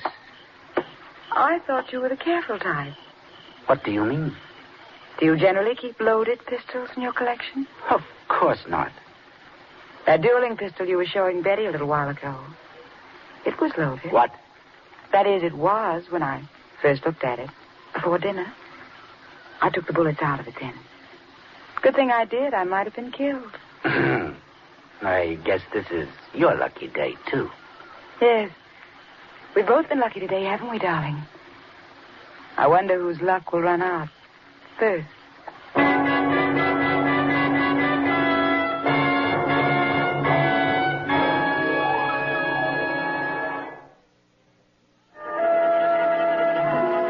The pattern is clear, isn't it, Gordon? For the struggle between you and your wife, Joyce. When Martin Benson died, it didn't end anything. Rather, it was the beginning of the quiet tension, the terror. You knew long ago that there would be no running away. A divorce from Joyce wouldn't settle anything. She'd follow you anywhere. She wants to kill you, doesn't she, Gordon? Somewhere, somehow, someday, she'll kill you. If you don't kill her first. It's been touch and go for so long now, hasn't it? Between two would-be killers who appear to everyone else as a comfortably, happily married couple. But now another way occurs to you, Gordon. A frame-up against Joyce. Something to get her out of the way. If only you can make it look as if she tried to kill you. Give her the opportunity and then take advantage of it. You start to set this up in a conversation with your good friend, Dr. Perryman. Oh, come now, my boy. The idea that someone is actually trying to kill you is ridiculous. Fantastic. I don't think so, Doc. And you wouldn't either in my position. But, well, you were along right behind me when that shot came whistling out of nowhere on the ridge yesterday. Of course. A careless hunter. An accident. You said so yourself. Yes, but I've been thinking about it, Doc. Thinking about some other accidents, too. What? You remember several months back on the lake, my motorboat, the explosion? I was lucky to get out of it alive. Well, yes. Then a month ago, coming down the ridge road, my car suddenly going out of control. Hitting that telephone pole was the only thing that saved me from going over. The road is dangerous. Hairpin curves. And the way you drive. Yeah, fortunately, I wasn't speeding. Say, here, Gordon. Do you mean to tell me that... Yes. Then yesterday in the canyon. But who, Gordon? And why? I don't know. Who would want to kill you? You're not disliked. Your friends, your wife, all loyal, devoted. I wonder, Doc. I wish I could believe that all the way. You can, Gordon. You should. Well, I'll try, of course. I'm telling you all this because of the kind of a friend you've been. I wish you'd remember this conversation, Doc. Frankly, I'm worried. Certainly I'll remember. I'll keep my eyes open, naturally. But you don't believe such things are possible. No, I didn't say that. Look, let's stop this talk, Gordon. You got me worried now.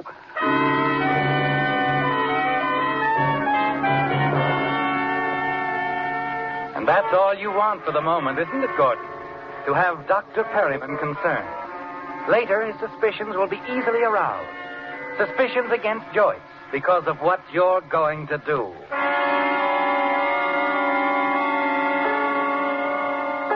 You wait now, casting around in your mind for some plan of action, a frame. It suggests itself a few days later at the lodge. Just a small thing, involving an open gas jet on a gas heater. Gordon, are you all right? Betty, shut that thing off. Mm-hmm. What? Oh, he was only asleep. What is this? What's wrong? Say, isn't that gas I smell? You bet it is. And you better have something done about this jet. It's much too loose. Something must have fallen against it. What's happening? What's the excitement, Bill? Oh, it isn't anything. Oh, yes, it is, Doctor. Gordon was asleep here in the chair, and that gas jet was open. How do you suppose... Well, it's very loose. Could have been an accident.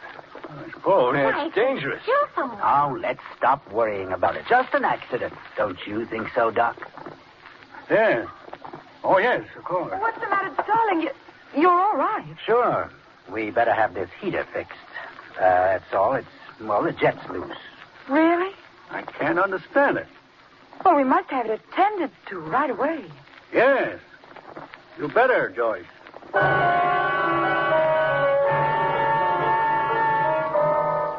The look in Joyce's eyes is what you want, isn't it, Gordon?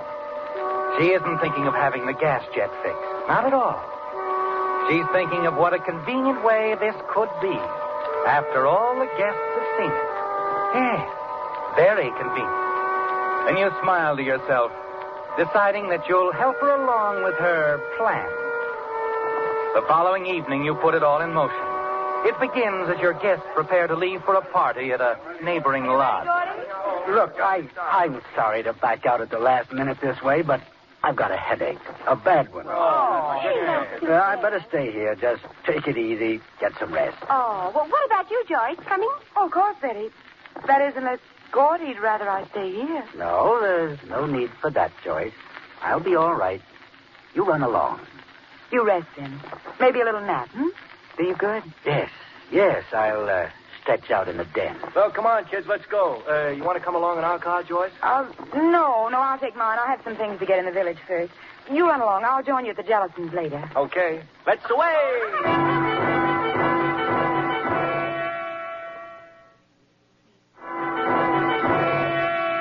You watch them as they leave. Your guests and Joyce. A moment later, Bill's sedan roars past the lodge, starts down the grade. Joyce's neat little convertible right behind her. She's up to something, isn't she, Gordon? The way she suggested that you rest so all of them could hear. You wait quietly in the den. Wait for Joyce to come back, as you know she will. And then... In here, Joyce.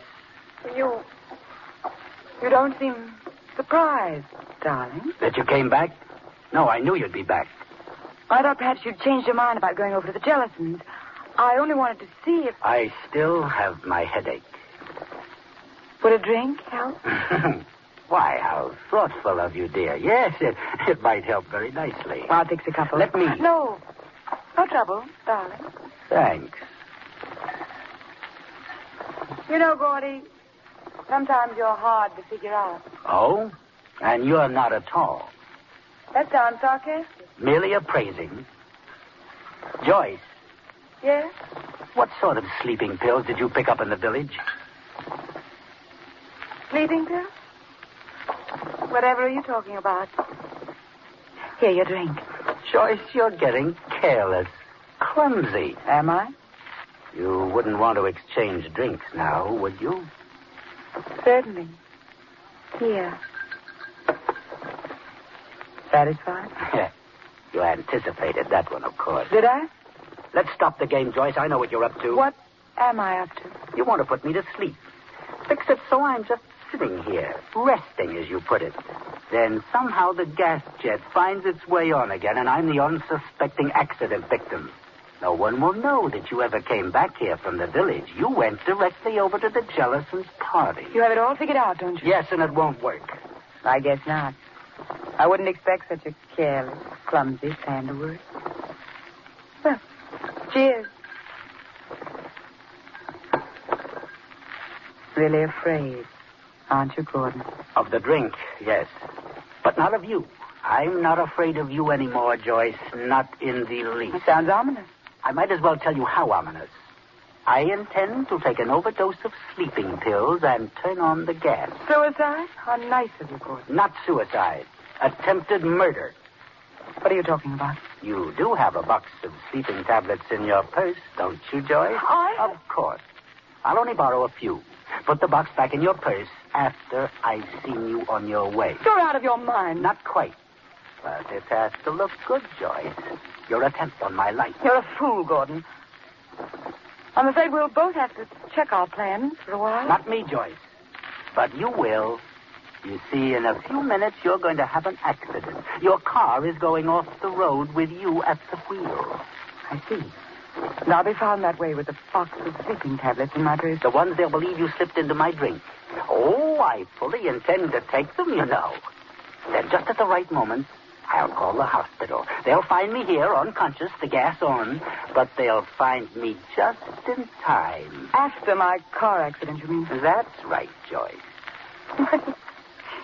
You have been thinking overtime, haven't you?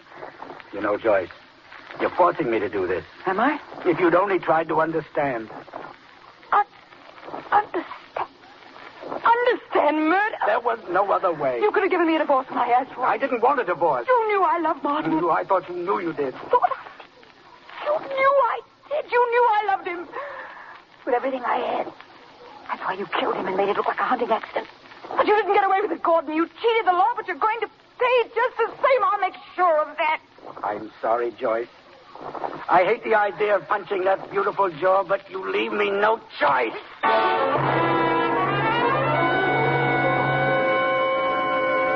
You carry the unconscious Joyce down to her car, place her on the front seat next to you.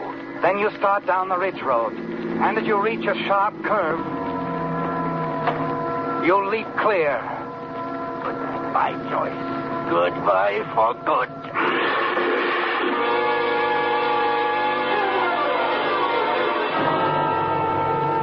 Back at the lodge, you pour yourself another drink.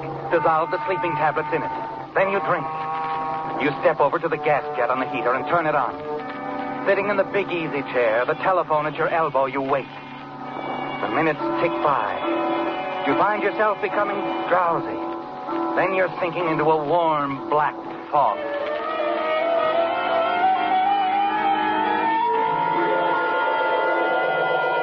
To our host and hostess, the happiest married couple I know.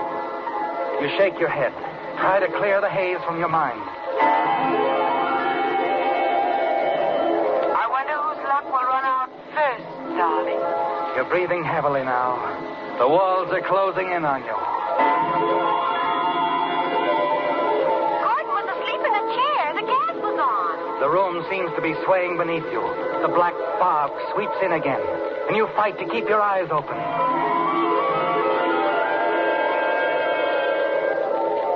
Now, Gordon, now is the time. You can't wait another moment. You reach for the telephone. It's going to be close, isn't it, Gordon? Everything's going just the way you planned it. 2, 5, 7.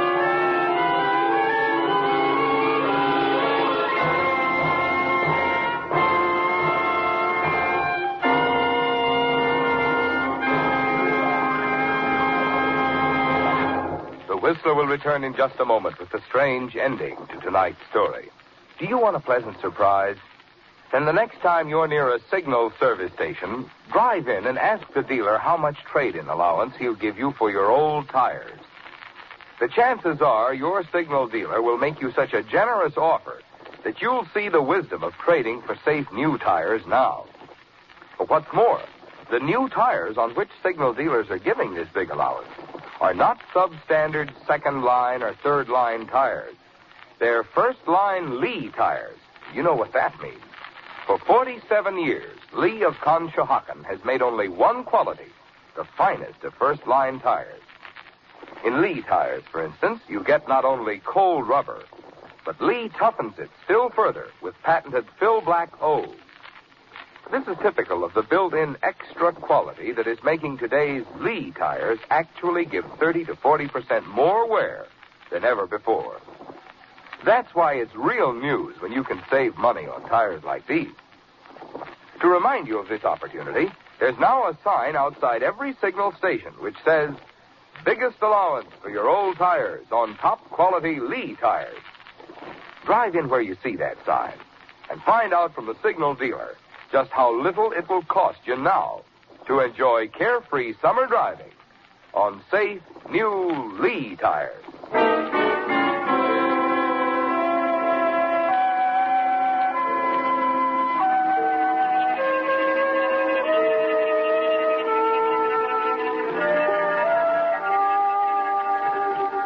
The small crowd around the wrecked car included the party guests. Only Dr. Perryman wasn't there as Joyce's lifeless body was lifted from the crumbled mass of glass and metal. The guests were shocked, spoke in low, nervous tones to one another, horrified by what had happened in the space of a few hours. Presently, a police car returned to the scene. Dr. Perryman and the sheriff stepped out and hurried down the path to join the others. Doc, I thought you went up to get Gordon. Where is... Up at the lodge, Bill. Well? Gordon's dead. What did you say, Sheriff? Accident, I guess. The gas was turned on in his den. It's where we found him. Sprawled out on the floor. His hand still clutching the telephone. He must have tried to phone for help, Bill. But he didn't have a chance. What do you mean? The telephone lines were down. When Joyce's car crashed down the bank, it knocked over a telephone pole and all the phone lines along with it.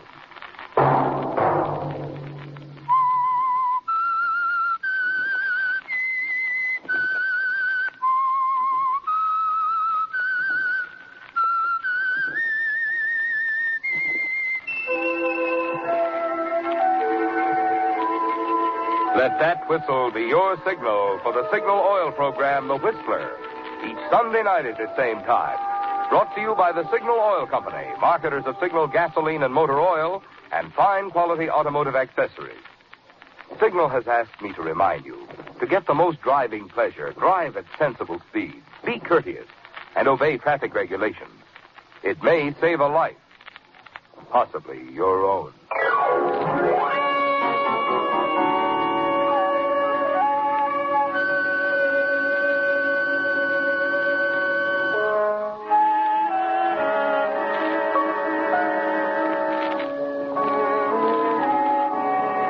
Featured in tonight's story were John Hoyt and Betty Lou Gerson. The Whistler was produced and directed by George W. Allen, with story by Joel Malone and Adrian Jondeau.